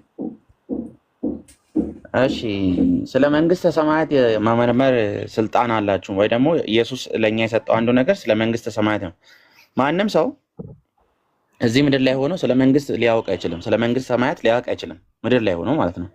እኛ ግን በመንፈስ ቅዱስ አማካኝነት የሚያብራራልን አካል አለ። እሱ መንፈስ ቅዱስ ይባላል። ስለዚህ አንተን በውስጥህ የሚያብራራልህ አካል አለ። አሁን አብራርቶልሃል? አንተ ተብራርቶልሃል? ለዛ እኮ ነው። እስቲ አንተ ድፍረት ካለ እኔ ገነት ገባለሁ ንገረኝ እስቲ። ተብራርቶልሃል መጀመሪያ? አዎ ስለገባኝ እኮ ነው። የተብራራልህ አብራራልን። እኛ ኢብራሂም አለ፣ እኔ አለሁኝ፣ አቡኪ አለ፣ ሳቢር አለ። እዚህ ጋር ወንድሞች በሙሉ ማወቅ እንፈልጋለን። ስለዚህ እርዳን። ካልረዳህን ግን የአንተ መንፈስ ቅዱስ ትክክል አይደለም ማለት ነው። ኢብራሂም ማወቅ ትፈልጋለህ አይደለ? ኢብራሂም ያው እንደውም ተነሳ ስለ መንግስተ ሰማይ ዛሬ ልንሰማ ነው። ኢየሱስ ራሱ አልተናገረም እኮ። ንገረን አንተ ስለ መንፈስ ቅዱስ፣ ስለ መንግስተ ሰማይ። ያ ጀማ ሁላችሁም አዳምጡ። ንገረን አምላክ ንገረን። ስለ መንግስተ ሰማያት ነገር የመጀመሪያው ነገር መንግስተ ሰማያት ምንድን ነው ሀሳቡ? መንግስተ ሰማያት የመንግስተ ሰማያት ሀሳቡ ምንድን ነው ማለት እንድናወቅ የሚለው ነገር ማወቅ ሲል ምን ለማለት ነው? ሰማይ ስለ ሰው ልጆች እንደሚከራከር ስለ ሰማይ ስል ሰማይ ስለ ሰው ልጆችን በሙሉ የማዳን ሀሳብ እንዳለው ሁላችንም ክርስቲያንም እንሁን ሙስሊምም እንሁን የእግዚአብሔር መንግስት እንዲገቡ እንደሚፈልግ ይሄ ለእኔ የገባኝ ነገር ነው። አንዴ እንዴ ምንድን ነው የምታወራው? አማርኛ መስማት አቆምኩኝ እንዴ? ኧረ እሰማለሁኝ። እኔ ግን አማርኛ እየሰማሁ አይደለም። ለምን እንደሆነ ሰማይ ለሰው ልጅ ይከራከራል ነው ያልከው? ሰማይ ስለ ሰው ልጆች እግዚአብሔር እንዲገቡ እንደሚፈልግ ማለት መንግስተ ሰማያት ለሰዎች እንደተሰራ ማለት እግዚአብሔር ጋር መኖር እንደምንችል ለእኔ የገባኝ ነገር መንፈስ ቅዱስ ያስረዳን ነገር ይሄንን ለጴንጤ የገባ ነገር ቢኖር ይሄ ነው። ምኑ ነው ይሄ ምንድን ነው ማለት? አሁን እናንተ በአላህ ካላመንክ ወደ ገሃነም ትገባለህ። እኛ ግን ምንድን ነው ብለን የምናስበው እግዚአብሔር ሰው ሁሉ መጥራት ነው የሚፈልገው። ለምሳሌ በቁርአን ምን ይላል? አንዳንድ ጊዜ እንደውም አንዴ ጌቾዬ፣ አሁን ቆይ አንዴ እየገባኝ እንዲሄድ ማለት ነው። ኢብራሂም እያለ ያለው መሰለ እግዚአብሔር ሰዎች በሙሉ እንዲድኑ ይፈልጋል። ሁለተኛ ደግሞ ሰማይ ስለ ሰው ልጅ ይከራከራል እና ደግሞ ከሃዲዎች ገሃነም እንገባለን እኛ በዚህ ብንሞት ያለምንም ጥያቄ። ታዲያ እግዚአብሔር ለምንድን ነው እኛን ያወደን ማለት ነው? ሰዎችን በሙሉ ያወደን ማለት ነው እግዚአብሔር ገሃነም ካስገባ? አሁን እየተነገረ ያለው እኮ ይሄ ነው። ና በልጄ በኩል ጌታ ኢየሱስ ክርስቶስን አዳኝ አድርገህ ተቀበልና እኔ እቀበልሃለሁ፣ ቀድሼ የእግዚአብሔር መንግስት አመጣለሁ። እሱን እኮ አሳይን ስልህ እኮ መጽሐፍ ቅዱስ ላይ የለ። አሁን ችግሩ መሰለ እዚህ ጋር 1000 ሙስሊም አለ። በቃ ችግር የለውም እሺ አሳምኑን ብለን ጠየቅናቸው። ከዛ ካስረዳችሁን በኋላ እሺ የእናንተን አስተምሩ ከመጽሐፍ ቅዱስ አምጡ ስላችሁ አንተ የለም አልከኝ። ጥፋቱ የኔ ጥፋት አለብኝ እንዴ? እኔማ እኮ ማመን ፈልጌ እኮ ማስረጃ ስጠኝ። እግዚአብሔር የት ላይ ነው? እግዚአብሔር እንግዲህ የእግዚአብሔር ቃል አይደል? የእግዚአብሔር ቃል አይደል ዋናው? ጌቹ የእግዚአብሔር ቃል ዋና ስለሆነ የእግዚአብሔር ቃል ላይ የት ነው? በኢየሱስ እመኑ፣ በአብ እመኑ፣ በወልድ እመኑ የሚለው የት ላይ ነው? የለም አልከኝ። ስለዚህ መጠየቅ ያለበት እኮ ራሱ እግዚአብሔር ነው። በትክክል ለምንድን ነው ያልተናገረው? እኔ ምን አግኝ? እግዚአብሔር እንዲህ ብሏል። ምን ትላለህ? ምን አለ እግዚአብሔር? በልጄ የሚያምን በክርስቶስ ኢየሱስ የሚያምን የዘላለም ሕይወት አለው። እሺ ይሄን ተቀበልኩኝ። አንድ ጥቅስ ሰጠኸኝ። ስለዚህ እግዚአብሔር ምን አለ?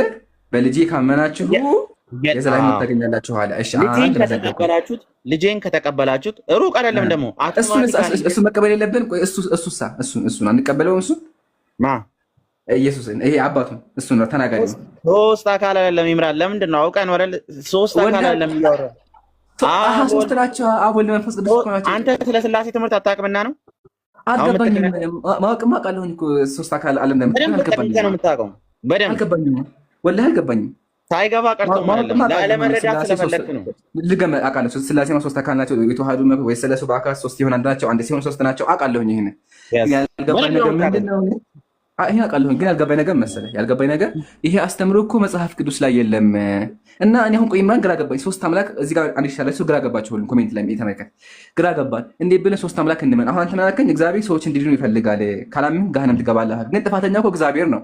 እግዚአብሔር ሶስት ከሆኑ አብ ወልድ መንፈስ ቅዱስ ከሆኑ ለምንድን ነው በሚያሻማ ቃል ሶስት ነን አብ ወልድ መንፈስ ቅዱስ እመኑብን ለምንድን ነው ያላለው? አሁን አልከኝ አንተ በልጄ እመኑ ነው ያለው አልከኝ። እሱስ በእሱ አናምንም። እሺ ለምን መናገር ከበደው? በልጄ እመኑ ብቻ ለምን ዝም አለ? የእግዚአብሔር ቃል እንዴ? ስለዚህ በሶስት እመኑ ለምን ብሎ አልተናገረም? ግራ አጋባን። ያው ግራ ያጋባን ያለን እኮ እሱ ነው።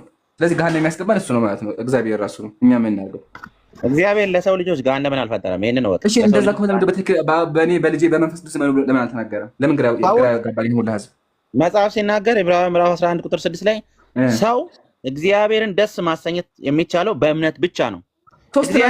የትኛውን እግዚአብሔር ደስ ያሰኘው? የትኛውን እግዚአብሔር ደስ ላሰኝ? የትኛውን እግዚአብሔር ደስ ላሰኝ? አብን፣ ወልድ፣ መንፈስ ቅዱስ ሶስቱም ወይስ የትኛው? እግዚአብሔር ስለ ኢየሱስን እያወጣው ነው እንደ ይመስል አንዱ ስጣ ሶስቱም አንድ ናቸው እያልኩ ነው። ሶስቱም ስለዚህ ሶስቱም ማስደሰት አለብኝ ማለት ነው። ሶስቱም ማስደሰት አለብኝ። አሁን ለምሳሌ ቆይ እኔ እንደዚህ ኢየሱስ እግዚአብሔር ሆይ አመሰግንሃለሁ ስለዚህ ቀን ስለዚህ ስለተባረከች ቀን ብዬ ስጸልይ ኢየሱስን ደግሞ አይ አላመሰግንም አንተን እያልኩ ይመስላል። አይ ሲጀመር ነዘራቸው አታመሰግኑ። ይሄን ኦርቶዶክሶች እኮ ኦርቶዶክስ ሲያመሰግኑ አብ ምስጋና ይገባዋል፣ ወልድ ምስጋና ይገባዋል፣ መንፈስ ቅዱስ ምስጋና ይገባዋል እያለ መሰግናል። እናንተ ደግሞ ኢየሱስ ሰዎች አለመረዳት ነው። ኢየሱስ አንዴ ቸርች ሄዳችሁ እኮ እናንተ ኢየሱስ ነው የምትለው። አሁን ያልገባኝ ነገር ግራ እየተጋባ ያለው ነገር መሰለህ። እዚህ ጋር እንደዚህ ግራ እየተጋባ ያለው ነገር አሁን አንተ መንግስተ ሰማይ ትገባላችሁ አልከኝ። እሺ እንገባለን አልኩህ። በምን እንግባ ስልህ እመን አልከኝ። በምን ልመን ስልህ በልጁ አልከኝ። እሺ በአባቱ ስልህ በአባቱም እመን አልከኝ። ማስረጃ ስል ማስረጃ የለህም። እሺ ምን እናድርግኛ? እግዚአብሔር ለምንድን ነው መናገር የከበደው? በእኛ እመኑ ብሎ አብ ወልድ መንፈስ ለምን ብሎ አልተናገረም? እሺ አንድ ጥያቄ ገቸው። እግዚአብሔር መጽሐፍ ቅዱስ ላይ እኛ አብ ወልድ መንፈስ ቅዱስ ተናግሮ ያውቃል? ኢየሱስ ወይም ደግሞ መንፈስ ቅዱስ ተናግሮ ያውቃሉ? ስለ ኢየሱስ ስለ አባቱ ተናግሯል። መጨረሻ ላይ ደግሞ አብ ወልድ መንፈስ ቅዱስ እመኑብን ብሎ አምላክ ብሎ ተናግሮ ያውቃል? እመኑብን አላለም። እሺ ሶስት ነን ብሎ ተናግሮ ያውቃል? ሶስት አካል ብሎ ተናግሮ ያውቃል? አብ ወልድ መንፈስ ቅዱስ ብሎ ቃል በቃል አብ ወልድ መንፈስ ቅዱስ ተናግሮ ያውቃል? እግዚአብሔር ስለ ራሱ በማብራራት ጊዜ አይጨርስም። ስታይ ራሱ መጽሐፍ ቅዱስ ስለ ራሱ ካላብራራ በምን ለውቀው? እግዚአብሔር በምን ለውቀው ስለ ራሱ ካላብራራ ማለት እስቲ መጽሐፍ ቅዱስ ራሱ ስታነብ ዘፍጥረት ላይ ሄድና እንደዚህ ብለህ አንብብ እስቲ። እኔ እግዚአብሔር እባላለሁ ከዘመናት በፊት ነበርኩ እኔ አምላካችሁ ነኝ ምናምን ብሎ አይናገርም፣ አይጀምርም። ይናገራል፣ ወላሂ ይናገራል። እኔ እግዚአብሔር አምላካችሁ ነኝ ከድሮ ጀምሮ እኔ የመጀመሪያው የመጨረሻው ተናግሮ ያውቃል ማለት ቃል ወላሂ ዘፍጥረት ላይ ምን ይላል? ሙሴ ነው የነገረው። ሲጀምር ዘፍጥረት መጀመሪያ አይደለም የመጽሐፍ መጀመሪያ። አንዴ ዘፍጥረት ላይ መጀመሪያ ስለ ፍጥረት ነው። ዘፍጥረት ራሱ መጽሐፉ ስለ ፍጥረት የሚያወራ መጽሐፍ ነው። ግን እግዚአብሔር በማያሻማ ቃል እንቦ ተናግሯል። እኔ ፈጣሪ ነኝ ብሎ ተናግሯል። በቃ እኔ ፈጣሪ ነኝ፣ አንድ አካል የሆነ አናቅም እንደሆነ እንግዲህ አንድ ሰውዬ አንድ አካል ብሎ ተናግሯል።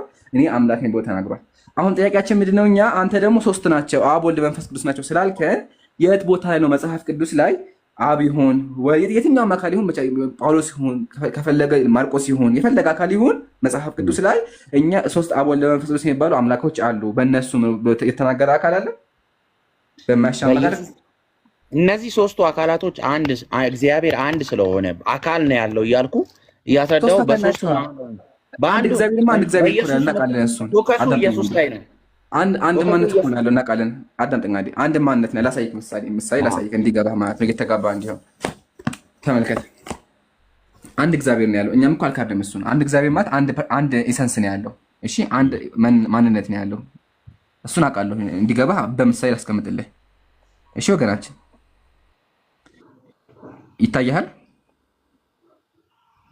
ይሄ ምንድን ነው? አፕል። እነዚህ ምንድን ናቸው? የተቆራረጡ አፕሎች ናቸው። አፕሎች ናቸው። ቢላፊያ አፕሎች ናቸው አይደለ? አፕል ስንት ማንነት ነው? አንድ ማንነት ያለው አፕል አንድ ማንነት ነው ያለው አይደለ? አፕል አንድ ማንነት ነው ያለው አይደለ? ትክክል ነኝ ገጩ? ይምሩ በጣም እየተቆራረጠ ቢላህ አለይኩም እርግብ ነው ያለው ብራዘር። እርግብ የመንፈስ ቅዱስ መገለጫ ነው። ይሄን እወቅ እሺ። ሌላ ጊዜ መስቀል ደግሞ እንደ እርግብ ወረደ ማለት ነው። ችግር የለውም በቃ እርግብ ነው እሱን አሳይሃለሁ። ሌላ ጊዜ እናወራበት። አሁን እሱን ተውና ጥያቄያችን ምንድን ነው? ሶስት አካላት አሉ ብለኸኛል። ሶስቱም አምላክ ናቸው አይደለ? ሶስቱም አምላክ ናቸው። በሶስቱም ማመን አለብኝ። በሶስቱ ምን ላይ ነው? እኔ ሳምን ስቀበል ሶስቱም አምላክ እንደሆነ ማመን አለብኝ። አንዱን ከተቀበልክ ሶስቱን እንደተቀበልክ ነው አልኩህ እኮ። እሺ ቆይ አብን ተቀበል። አብን ብቻ መቀበል አብን ልቀበል። በቃ አሁን አብ አምላክ ነው ይሰበት ሶስቱን ተቀብያለሁ ማለት ነው። ኢየሱስን ፎከሱ ሴንተሩ ኢየሱስ ላይ ነው። ስለዚህ ሶስቱን መቀበል አለብኝ አይደል? ግን አይታችሁታል ጀማ። አሁን ሶስቱን ማመስለ አንዱ ካመንክ ማለት ከዛ አብ ሲጠራበት በኢየሱስ ማለት አንተ በቃ አንተ ችግር የለውም። እንተወስኑና አንተ ጥያቄ ልመለስ ወደ ኋላ። አሁን ትንሽ ወደ ኋላ ልመለስልህ። ሶስት አካል አሉ ብለኸኛል። በሶስቱ ማመን አለብኝ የለብኝም? እንዳሉ ማመን አለብን። ሶስቱም እንዳሉ አምላክ እንደሆነ ማመን አለብኝ። አዎ መንፈስ ቅዱስም አብም ወልድም ማመን አለ። አንዱ መጣል አትችልም። እሺ በሱ ካመንክ እድናለሁኝ አይደለ? መንግስተ ሰማይ እገባለሁ። ለመንግስተ ሰማያት ደግሞ የተሰጠ አለ። ምን አለ? ኢየሱስ ክርስቶስን ልክ ስትቀበል you have eternal life ተሰጥቷል። አባቱን መቀበል የለብኝም? አባቱ እየተቀበሉ አባት እንዲህ ብሎ አላ ልጄን ከተቀበላችሁ በልጄ በኩል እኔ እቀበላችኋለሁ። እሱን አልቀበል ተወሱ። አሁን ለምሳሌ ኢብሮን ከተቀበልኮ ኢምራንን ተቀበለ ኢብራን ኢብሮ ላንተ ኢብራን ሐሳብ ከተቀበልኮ ኢብሮን ተቀበላል ካልከ እኔና ኢብራሂም ሁለት ሰዎች ነን። አንድ ሰው ኢብራሂምን ከተቀበለ ኢብራሂምን ይቀበላል፣ እኔን ከተቀበለ ይቀበላል። ሐሳባችን ምሳሌ አሁን እዚህ ጋር ዓላማችን አንድ ነው፣ ዳዋ ማድረግ ነው አይደለ? ስለዚህ ሁለታችንም ዓላማችን አንድ ነው፣ ሁለታችን 2% ነን። ስለዚህ አንድ ሰው መቶ እዚህ ጋር ሁለቱም ኢብራሂምም ኢምራንም ዓላማቸው ዳዋ ነው ይላል። ሲምፕሊ አሁን በአንተ ሎጂክ በዚህ ሎጂክ ስንሄድ ስላሴ ሶስት ናቸው፣ ሶስቱም አምላክ ናቸው። በሶስቱም ማመን አለብኝ ይላል። አዎ ማመን አለብኝ ብለኸኛል። አሁን ጥያቄያችን በቃ ክርክሩን ተውና መጽሐፍ ቅዱስ ላይ ያስተምረው አለ በአብ ወልድ መንፈስ ቅዱስ እመኑ የሚል አስተምረው አለ። ደግሜ ልጠይቅህ፣ ቅድም የለም ብለኸኛል። ስላሴ እንዳሉ ያስታውቃል። አስተምሮ ግን ስላሴ አሉ ወይስ የሉም ሳይሆን የስላሴ አብ ወልድ መንፈስ ቅዱስ እመኑ የሚል አለ። እግዚአብሔር መጽሐፍ ቅዱስ ላይ እኔ አምላክ መሆኑን ተናገረው ከአብ ወልድ መንፈስ ቅዱስ አምላክ ነኝ የሚል ጥቅስ አለ። እንደዛ ከሆነ እግዚአብሔር ሶስት ራሱን እያደረገ ነው። ግን ደግሞ እግዚአብሔር ለሰው ልጆች በአካል እንደዛ በተናገረ በአካል ሶስት ነው በተናገረው እግዚአብሔር አልተናገረም። ይሄ በቃ ስለዚህ ጥፋተኛ አይደለም። ትሪኒቲ ኬት እንደመጣ እዚህ ጋር ፍሬ ያዝ አንዴ እዚህ ጋር ቁምና ጥፋተኛውን አይደለም ጨረስኩ በቃ። ስለዚህ እዚህ ጋር ያላችሁ 1000 ሙስሊም ወንድሞቼ እናንተ አሁን በክርስትና ባታምኑ እንኳን ችግር የለባችሁም። 100% እርግጠኛ መሆን ትችላላችሁ። ለምን ካላችሁ እግዚአብሔር አልተናገረም። ስለዚህ እኔ የወልቂያማ የትንሣኤ ቀን አቁሞ ቢጠይቀኝ ጥፋተኛው ስለምን አልነገርከኝም እለዋለሁ። ያልተናገረው እሱ እራሱ አይደለ እንዴ? ኢብራሂም ተናግሮ ነግሮሃል? የለም ወገናችን ጌቾ የለም አልከኝ። ስለዚህ መወቀስም መጠየቅም ያለበት አምላክ የምትለው አካል ነው። ለምን አልተናገረማ? 1 ቢሊዮን ከብዙ ቢሊዮን በላይ ሰዎችን ግራ እያጋባ ያለ እሱ ነው። ግን አንተ እንዳልከው አምላክ 3 አካል ቢሆነ በሶስት ማመን ቢኖርብኝ በማያሻማ ቃል እግዚአብሔር ዘዳግማ እንደተናገረው እኛ አብ ወልድ መንፈስ ቅዱስ ሆይ መናገር ይችል ነበር፣ አልተናገረም። ስለዚህ እኔ እንኳን ክርስቲያን ልቀበል ይቅርና እስልምና ያጠነከርከኝ፣ አመሰግናለሁ። እንዳውም ክርስትና ስህተት እንደሆነ ለህዝቡም አሳየህልኝ። ከሱም አልፎ ደግሞ እስልምና ጠንካራ እንደሆነ አይተናል። አሁን እኔ ደግሞ አንተ ሙስሊም ብትሆን የምታገኘው ልንገርህ። እሺ ንገር። ሶስት ነገሮች ሙስሊሞች ለምን የወደፊቱን የሚያውቀው አምላክ ነው። አንተ ወገናችን ጌቹ ስትሞት ምን እንደምትሆን አታውቅም። ሰዎች የወደፊቱን አያውቁም። ኢብራሂም ሲሞት ምን እንደሚሆን አያውቅም። ግን ዱዓ እናደርጋለን። ዱዓችን ምንድነው? አላህ እስልምና እንዲያጸን ዱዓ እናደርጋለን። ሰዎች ብዙ ነገር ሊያጋጥመው ይችላል። ስለዚህ ምን እንላለን? አንድ ሰው በእስልምና ላይ ከሞተ ጀነት ይገባል እንላለን። ማስረጃ ደግሞ ነብያችን ምን አሉ? መን ቃለ ላ ኢላሃ ኢላላህ ሳዲቀን ቢቀልቢሂ ወነጠቀ ቢሊሳኒሂ ደኸለ ጀና ከማ ቃል። አንድ ሰው በልቡ አምኖ በምላሱ ከአላህ ውጭ አምላክ የለም ብሎ ከመሰከረ ጀነት ገባ አሉ። ስለዚህ አንድ ሰው በአላህ ካመነ ጀነት ይገባል። ግን ደግሞ በፐርሰንት በተናጠል ደረጃ ጌቾ ጀነት ገባ፣ ኢብራሂም ጀነት ገባ፣ እገሌ ገሃነም ገባ አንልም። ገሃነም ገባ ራሱ አይባልም። ለምን? ይሄ ነገር የምንተው ለአላህ ስለሆነ። ነገር ግን አንተ ጌቾ ወደ እስልምና መተህ በእስልምና ጸንተህ የምትሞት ከሆነ ጀነት ትገባለህ፣ ከዘላለም ቁጣ አላህ ያድንሃል። አየህ፣ እስልምና ግልጽ ነው። ሐዲስ ላይም ቁርአን ላይ በማያሻማቅ አምላካችን ነግሮናል። እንደናንተ እንደ ክርስትና ግራ የገባው ነገር አይደለም። ቃል በቃል አምላካችን እነለዚነ አመኑ እነዚያ ያመኑ አለ። ስለዚህ አንተ ካመንክ የጀነትን ቁልፍ ይዘሃል። ግን በእስልምናችን ቀጥሎ ምን አለ? ጥሩ ሰው መሆን አለብህ። እስልምና ሰላም ያደርግሃል። ነቢያችን ምን አሉ? አልኢስላሙ መን ሰሊመል ሙስሊመ ቢሊሳኒሂ ወየዲሂ። ሙስሊም ብሎ ማለት በምላሱ ሰላም ይሆናል። ስለዚህ አንተ ሙስሊም ስትሆን በዱንያም በአኺራም ሰላም መሆን አለብህ። ሰላም መሆን አለብህ ስንል ደግሞ ምንድነው? ጥሩ ስራ መስራት አለብህ። ከሱም አልፎ ጥሩ ሰው መሆን አለብህ። የእስልምናን ስብዕና መላበስ አለብህ። ስለዚህ አንተ ወገናችን ጌቾ ሙስሊም የምትሆን ከሆነ እነዚህ 3 ነገሮች ታገኛለህ። ከነማስረጃው ነግሬሃለሁ። አየህ፣ በባጭሩ በአላህ አምናለሁ ብለህ እገባለሁ፣ የዘላለም ሕይወት አገኛለሁ። አታገኝም። በቃ አየህ አይደል? ኢየሱስን ካላመንክ እኔ እኮ ከኔ ጋራ ምንም ኮንትራዲክት አያደርግም። ነብዩ መሐመድን እኔ አልቀበለውም፣ በአላህ ግን እቀበላለሁ ብለህ አይሆንም። ላረምክሽ አንዴ፣ ላረምክ አንዴ። አሁን አንተ ምሳሌ ነብዩ ከመላካቸው በፊት የነበርከው አንተ በአላህ ብታምን ትድናለህ፣ ጀነት ትገባለህ። ኦኬ። ግን ደግሞ በአላህ ብቻ ማመን አሁን ላይ አያድንህም፣ ወይም ደግሞ ጀነት ገብተህ ማለት አይደለም። ለምን? አላህ የላከው መልእክተኛ አለ። ምሳሌ ልንገርህ። ምሳሌ አንተ ኢብራሂምን እወደዋለሁ ብለህ ኢብራሂምን አከብረዋለሁ ብለህ ግን ኢብራሂም የሚናገረው ነገር ውሸት ነው ትላለህ እንዴ? አትልም። ኢብራሂም የምትወደው ከሆነ የእሱን ንግግር መቀበል አለብህ። እንዲሁም አንተ አላሁ ሱብሓነሁ ወተዓላ አምላክ እንደሆነ ካመንክ አላህ በላከው መልእክተኛ ማመን አለብህ። እኔ አላህን እወዳለሁ አላህ አምላክ ካልክ በኋላ ግን መልእክተኛ ውሸታም ናቸው ካልክ አላህን እየተሳደብክ በተዘዋዋሪ አምላክን እየካድክ ነው ያለህ። ስለዚህ ማድረግ አለብህ፣ በአላህ ካመንክ በኋላ ቀጥሎ ማድረግ አለብህ፣ አላህ በላከው መልእክተኛ ማመን አለብህ። ለምን? አላህ የላከው መልእክተኛ ከአምላክ እየሰሙ ስለሚያስተላልፉ። እሳቸው የማትቀበል ከሆነም በተዘዋዋሪ የሚያክል ያለው አምላክን እያስካድክ ነው ያለኸው ማለት ነው። ስለዚህ ማድረግ አለብህ፣ ነብዩ የአላህ ባሪያ እንደሆነ የምታምነው ባሪያ አምላክ ሳይሆኑ የአምላክ ባሪያና የአምላክ መልእክተኛ አምላክ በእሳቸው በኩል እንዳናገረ ማመን አለብህ። እንዲሁም ምሳሌ አንተ በኢየሱስ ጊዜ ብትሆን ማመን አለብህ። በአላህ ካመንክ በኋላ ቀጥሎ ማመን አለብህ። አላህ ደግሞ ኢሳ እንደላከ ኢየሱስን እንደላከውና በኢየሱስ በኩል ቃሉ እንዳስተላለፈ ማመን አለብህ። ይሄን የምታደርግ ከሆነ ግን ዋና ቁልፍ ምንድነው? የማይቀያየረው ቃል ምንድነው ከተባለ ላኢላሃ ኢለላህ። አሁንም በአደም ጊዜ ከብዙ ሚሊዮን ዓመት ጊዜ የማይቀያየረው ነገር ምንድነው? በአላህ ማመን ነው። ግን ቀጥሎ የሚቀየው ነገር ምንድን? ነቢያት በሙሴ ጊዜ ያለ ሰው በሙሴ ማመን አለበት። በአብርሃም ጊዜ ያለ ሰው በአብርሃም ማመን አለበት። ወላሁ አለም። አቡኪ ጨምርለት። እሺ ቆይ ኢምራን፣ እኔ እናንተ እንጨርስ አለ መሰለኝ። አቡኪ ኢምሩ በጣም ስራ እየሰራው በጣም እያዳመጥኳቸው ነው። የሆነ ነገር እየጻፍኩኝ ስለሆነ ነው። ምንም እያወራሁ ያለሁት ሀሳብ ሲኖረኝ እገባለሁ ማለት ኢንሻአላህ ሀቢብሽ። ኦኬ ጌች ብዙ አታድርቀው። ጌች ብዙ አታድርቀው። ጌች እሺ፣ ብዙ አታድርቀው። ይምራል። አይ አላደርቀውም። አቡኪ ኧረ ማሻአላህ ችግር የለውም። አሁን እኮ እዚህ ጋር ያለ ሰውም እኮ አሳየ ክርስትና ስህተት እንደሆነ ካሳየ ከዚህ በላይ ምን ችግር አለ? ለምን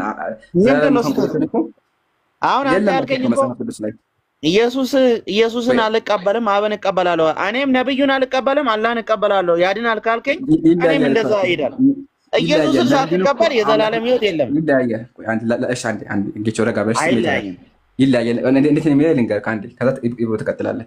ጌቾ አዳምጣኝ። አሁን የሚለያየው ነገር መሰለህ፣ በክርስትና ኢየሱስም አምላክ ነው፣ አብም አምላክ ነው፣ መንፈስ ቅዱስም ሶስቱም አምላክ ናቸው። ሶስቱም አምላክ እንደሆነ የምታምነው። በእስልምና ግን ነብዩ አምላክ ናቸው ብለህ አታምንም። አምላክ አንድ ነው ብለህ የምታምነው። አምላክ አንድ ነው ብለህ ካመንክ በኋላ ቀጥሎ ነብዩ ባሪያ ናቸው፣ ባሪያ የአላህ ባሪያ ናቸው ብለህ የምታምነው። ይሄ ይለያያል። የአላህ ባሪያ ብለህ ነው እንጂ የምታምነው አላህ ናቸው ብለህ አታምንበት። ግን በክርስትና ብትመጣ አንተ ሶስቱም አምላክ እንደሆኑ ማመን አለብህ። ይሄ ይለያየናል። ሲቀጥል ደግሞ ቅድም አንድ ምሳሌ አስቀምጬልሃለሁ። አንተ አላህ የምትቀበል ከሆነ የአላህን ንግግር መቀበል አለብህ። ምሳሌ ኢብራሂምን አከብረዋለሁ ካልኩ በኋላ ኢብራሂምን የምሰድበው ከሆነ አላከበርኩትም ማለት ነው። አላህ ደግሞ በነቢያት በኩል ይናገራል። ስለዚህ የላኩትን ነቢያትን መቀበል አለብህ። እሺ እንደዛ ካልከኝ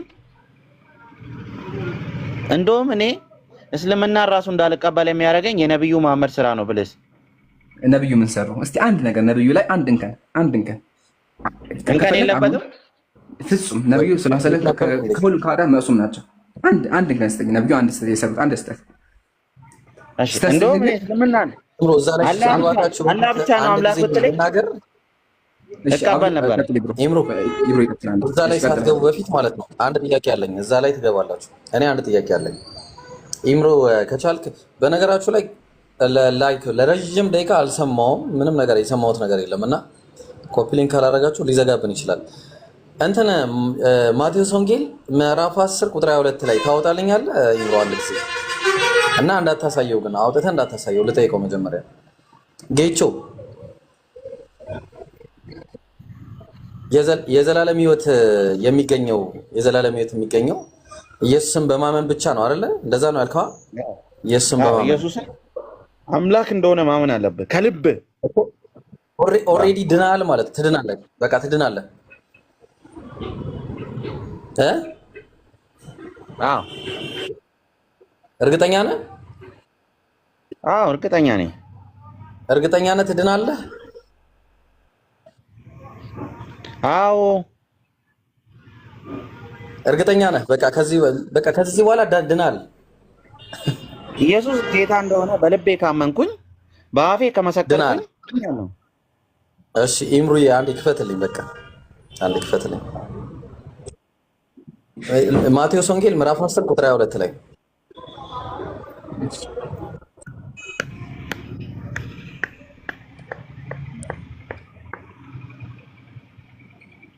እሺ በአንዲቱ ከተማ መከራ ቢያዘ ቁጥር 22 23 ነው ይሄ። እሺ በሁሉ ስሜ የተጠላችሁ ትሆናለ እስከ መጨረሻ ምንም ያደርግ የሚጸና ግን እርሱ ይድናል አለ። ብራዘር ምንም ያደርግ ነው የሚድነው? ምንም ያደርግ ነው የሚድነው? እስከ መጨረሻ የሚጸና ምንም ያደርግ እኮ በምን አወክ እንደምትጸና? በምን አወክ እንደምትጸና? እንዴት አላውቅም። እንዴት አወክ? አንተ በእስልምና እንደምትጸና በምን አወክ? እሱ የኛ መልስ እኮ እሱ ተመልሷል። ቅድም እኛ አንተውን ራስን ቻልና መልስ። እኔ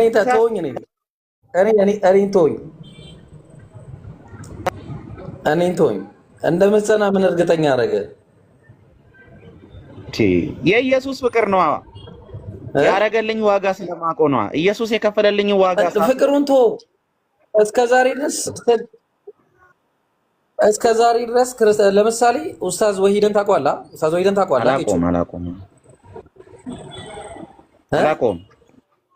አታውቀውም? ኡስታዝ ወሂድን አላውቀውም። አይ ብታውቀው ነገሩ እስካሁን ድረስ ሰልመ ነበር። ስማ እሱ አሁን ፓስተር ምናምን በቃ ትልቅ ደረጃ የነበረው ፕሮቴስታንት ነበረ። እሺ ስለዚህ አሁን እሱ ድኛለሁ ብሎ ያስብ ነበር፣ ግን አሁን ሙስሊም ነው። እንደኛ ነው የሚሰራው። እና አልጸየው ስላልጸና ምን ሰይጣን ተጠቅሞበት ነው። አልጸናማ እርግጠኛ አይደለም። አንተን የሚጠቀምበት ሳገችው ወደፊት በምን ታውቃለህ? አንተን የሚጠቀምበት እኔ የክርስቶስ ኢየሱስ ባሪያ ነኝ፣ የኢየሱስ ልጅ ነኝ። ኡስታዝም እኮ እንደዛ ብሎ ነበር የሚያምነው። ኡስታዝ ወሂድም ድሮ እንደዛ ነበር የሚያምነው። ኡስታዝ ወሂድም ድሮ እኔ የኢየሱስ ወዳጅ ነኝ ብሎ ነበር። እንዳውም ንጽጽር ነበር። እንደዛ ከሆነ ከእስልምና በጣም የሚገራርሙ ሰዎች ጌታን የተቀበሉ ሰዎች የሉም። እሱ ሌላ እኛ እሱ ሌላ እስካሁን እንደዛ አላጋጠመኝም። የሚቀርሻለሁ። ሁለተኛ ላሳየውና ዝም ልበል አንዴ። ሁለተኛ ላሳየው። ሁለተኛ ይሄ አንደኛ ይሄን ጨርሰናል። በቃ እንደ ዳንክ እርግጠኛ አይደለም ጨርሰናል። ሁለተኛ ለምን ነው እርግጠኛ ያለው? ታወጣልኛለህ አለ ገና እርግጠኛ አይደለም እንደምትጸና እሱ ሌላ ነው። አሁን ጥያቄ ልጠይቅ ነው። አሁን ሁለተኛ ጥያቄ ኢየሱስን ምን ብለህ ስታምን ነው የዘላለም ሕይወት የምታገኘው? ኢየሱስ ጌታ እንደሆነ በልብህ መታመን ጌታ እንደሆነ አልገባኝም እኮ። አሁን ኢየሱስ ጌታ እንደሆነ ታምናለህ፣ ትክክል ነህ። ኢየሱስ ሁለት ጥቅስ እሰጥሃለሁ። አንደኛው የዮሐንስ ወንጌል ምዕራፍ 12 ቁጥር 44 ላይ ታወጣልኛለህ? ኢምሩ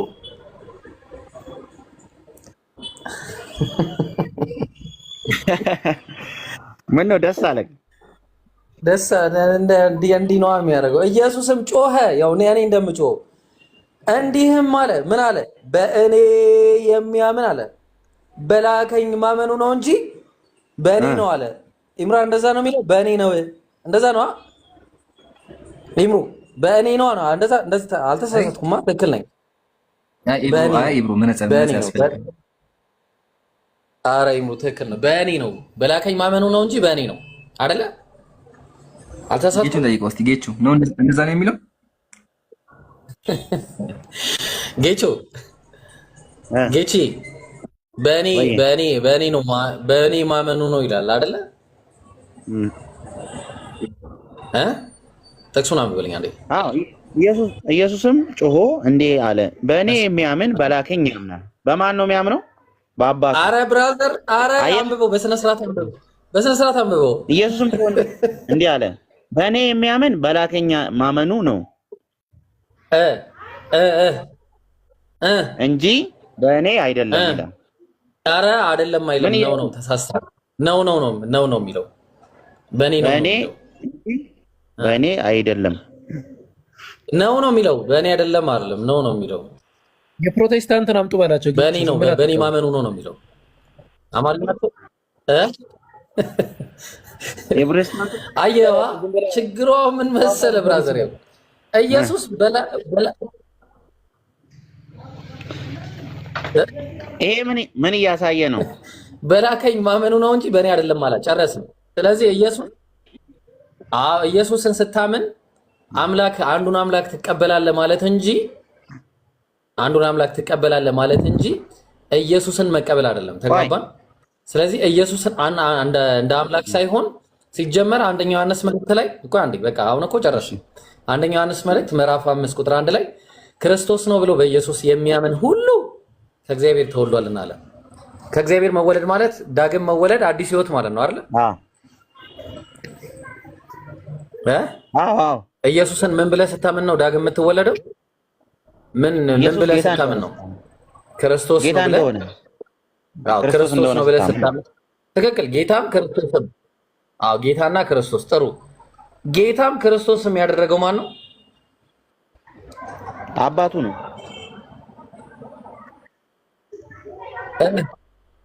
በቃ እናመሰግናለን። ስለዚህ ኢየሱስ ጌትነቱንም ክርስቶስነቱንም ያገኘው ከአንዱ አምላክ ስለሆነ ኢየሱስን ጌታ ያደረገው አንዱ አምላክን ታምናለህ ማለት ነው። ተግባባን እንጂ ኢየሱስን አለ። ለዛ ኢየሱስም ጮኸ እንዲህም አለ፣ በእኔ የሚያምን በላከኝ ማመኑ ነው እንጂ በእኔ አይደለም አለ። ስለዚህ በእኔ አይደለም ያለው ምንድነው ምክንያቱ? የኢየሱስ ጌትነትም ይሁን የኢየሱስ አንተ አምላክን በለው ከፈለክ አምላክ በእርግጥ ልክ ነቢያት እንደተባሉት የእግዚአብሔር ቃል እንደመጣለት አምላክ ስለተባለ ማለትም አምላክ ሊባል ይችላል። ኖርማሊ የእግዚአብሔር ቃል ይመጣላቸው ሁሉ አምላክ ተብሏልና፣ ስለዚህ ምን ይሆናል? ኢየሱስ ጌትነቱ አምላክነቱም የባህሪ ሳይሆን የጸጋ ነው ማለት ነው። አየህ፣ ስለዚህ ኢየሱስን በጸጋ ስታምን ማለት ነው። ኢየሱስን በጸጋ ጌትነት፣ በጸጋ አምላክነት፣ በባህሪ ሳይሆን ስታምን ከእግዚአብሔር ትወለዳለህ። የዚያን ጊዜ እስከ መጨረሻው የምትጸና ከሆነ ትድናለህ እንጂ ይሄ ድኛለሁ የሚባለው ነገር አይሰራም ማለት ነው። ስለዚህ ኢምሩዬ ቀጥል ኢንሻአላህ። እቺን ለማለት ፈልጌ ነው ማለት የገባሁት። ቀጥል። ኧረ ኢብሮ ጀዛከላህ ወላሂ የእስካሁን ፖይንት እጥፍ ያደረከው ከዘጋው ጌቾ ያው እዚህ ጋር ያላችሁ 1000 ሰዎች ትጠይቃችሁ። ቆይ አንድ ጌቾ በእግዚአብሔር መጀመሪያ በኢየሱስ ተውና በእግዚአብሔር አምላክነት ታምናላችሁ? ራሱ እሱን ተው። በእግዚአብሔር አምላክነት የዓለም ገዢ ማለት ነው። የዓለም ገዢ ደቆ አንድ ረጋ በይ ጌቾ። እሺ ወደ እሱ እንመጣለን። እሺ ችግር የለውም። አሁን ጌቾ ውስጥ ጥርጣሬ ለተፈጠረብህ አውቃለሁኝ። ኢብራሂም ያሳየህ ነገር ሁለቱም እምነትህን ውድቅ የሚያደርግ ነው። አንደኛው የዘላለም ሕይወት አግኝቻለሁ የሚለው አስተምሮህን ውድቅ አድርጎብሃል። የዘላለም ሕይወት የሚያገኘው የሚጸና አካል ነው። አምኖ የሚጸና ነው የሚያገኘው። ቅድም እኔ እንዳልኩህ ማለት ነው። አንደኛ። ሁለተኛ ደግሞ በኢየሱስ ስታምን አንተ በኢየሱስ ማመንህ ሳይሆን በአባቱ ማመንህ እንደሆነ አሳይተዋል ብሮ ጨርሰናል። ስለዚህ ጀዛከላህ ብሮ ይሄን የቤት ስራ ውሰድ። እዚህ ጋር እናወራም። አሁን ወደ ቅድሙ ርዕሳችን እንመለስና እኔ እስልምና ላይ አንተ ሙስሊም ብትሆን ሶስት የምታገኛቸውን ነገሮች ነግሬ ሶስቱንም አውርተንበት ቀጥሎ ማለት ነብዩን አልቀበልም ነብዩ መጥፎ ነገር ሰርተዋል ብለኸኛል። አሁን እኔ ነብዩ መሐመድ ባይኖር ኖሮ እስልምና እንቀበላለሁ ነው ጌቹ። እሱ ላይ ልናወራ እኮ ነብዩ ሰለላሁ ዐለይሂ ወሰለም አሽረፈል ኸልቅ የአላህ ሰላም በሳቸው ላይ ሆነና በህይወታቸው መጥፎ ነገር ሰርተውም ተናግረውም አያውቁም። አንተም ክርስቲያኖችም 1 ቢሊዮን ተሰብስባችሁ 1 ሚሊዮን ዓመት ፈጅታችሁ ብትፈልጉ ራሱ አታገኙ። ግን ጌቹ እንደው አለኝ የምትለው ካለ ወረበል ካዕባ እምልልሃለሁ፣ በአምላኬ እምልልሃለሁ። አንድ ነው ያልኩህ፣ አንድ ነው ያልኩህ፣ 100 አይደለም ያልኩህ፣ አንድ።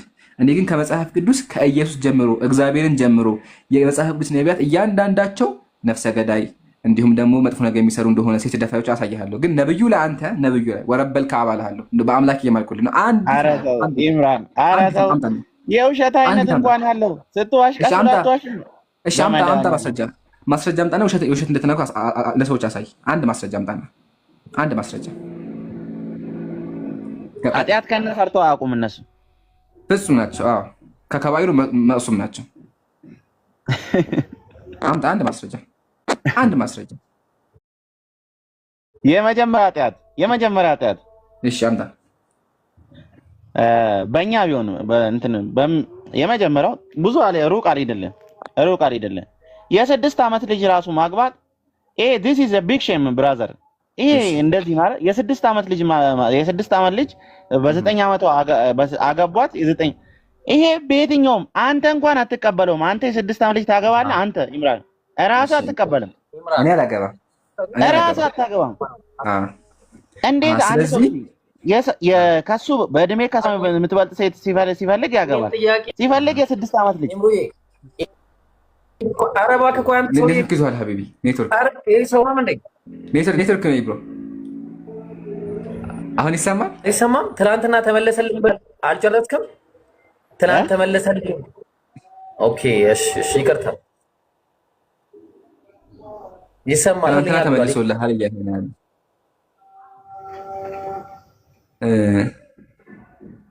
ኢብሮ የለህም። ምንም ያወራንን አልሰማንም። ኡስታዝ ሰላም አለይኩም። ወአለይኩም ሰላም ወራህመቱላህ። ቀጥሉ። አልሐምዱሊላህ ሰላም ነው። አንተ የተናገርከውን ነገር አንተ ራሱ ትክክል ነው ብለህ እንድትል ማድረግ እንደምንችል ራስህ አታምነውም እኮ አቡዬ። አንተ ራስህ ማድረጋቸው ትክክል ነው እንድትል እናርግ። በፍጹም እኔ ራስህ አትለውም። ራስህ እናርግህ አታርገው ነው አይደለም በል ብቻ። እኔ ኧረ እኔ አልልልህም በእናትህ። እንዴት ነው የምለው? ኢምራን ምንድን ነው ያለው? በደንብ ስማልኝ። በዝግብ ጌቾ ስላንተ ካንተ በላይ የሚያውቃለ የለም። እኔ እንደዛ ነኝ ያልክ እንደዛ አይደለህም ብሎ ቢናገር የሰው ልጅ ያ ሰውዬ እብድ ነው ብለህ አታስብም? ኢምራን ጌቾን እኔ አሁን አንተ ጌቾ ለምሳሌ እኔ እንዲህ ነኝ ብለህ ለኢምራን ነገርክ። ኢምራን መጥቶ አንተ እንደዛ አይደለህም ቢልህ አንተን ነው ማመን ያለብህ? ራስን ነው ማመን ያለብህ ወይስ ኢምራን ነው ማመን ያለብህ? እኔ ማመን ያለብኝማ ራሴን ነው። በጣም ጥሩ። ከባለቤቱ በላይ ያወቀ ቡዳ ነው ይባላል አይባልም? ይባላል። በጣም ጥሩ። በጊዜው እኔ ደርሻለሁኝ ካለች እሷን እንመናት ወይስ አንተን እንመንህ? እሺ እሷን ደርሻለሁ በጊዜው ደርሼ ነበረ ካለች ታምናታለህ ወይስ አታምናትም? እሷን እኛን ተው። አይሻን ታምናታለህ አታምናትም? ምናልባት አይሻ በጊዜው ደርሻለሁ ልትል ትችላለች። ማቹር እንደሆነች አውቃለሁ። እሷ ምናልባት ማቹር ልትሆን ግን ደግሞ ልጨርስልህ። አይ እሱ በሁለተኛ ጥያቄ ነው። ማቹር የሆነች ሴት ማግባት እንደምትፈልግና ማቹር የሆነች ሴትን ደግሞ ማቹሪቲ ከደረሰች በኋላ ማግባቱ ለእሷ ቅር ካላላት ምን ትላለህ አንተ? እኔ ተመችቶኛል ካለች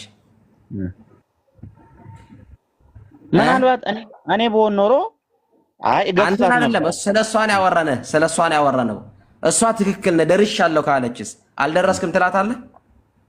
እኔ በሆን ኖሮ ግን አይሻ ተሳስተሻል። አይደለም ስላንተ አልጠየቅንህም ብሮ፣ ስላንተ አልጠየቅንህም። እሷ ደርሻለሁ ካለች አንተ ምን ትላለህ ያልኩህ።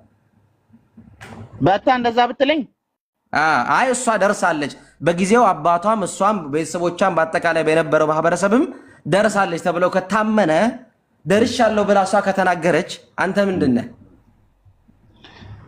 እኔ በሆን ገጽጻታለሁ። እኔ አልቀበላትም። አይደል መገሰጽ የምትባለው ከምን አንጻር ልትገጻት ነው? ከሳይንስ አንጻር ልትገጻት ነው? አንተ ይሄን ጋብቻ የምትቃወመው ከሳይንስ አንጻር ነው? ከሞራሊቲ አንጻር ነው? ከእምነት አንጻር ነው የምትቃወመው ይሄን ጋብቻ? እኔ ከሞራሊቲ አንጻር የመጀመሪያው።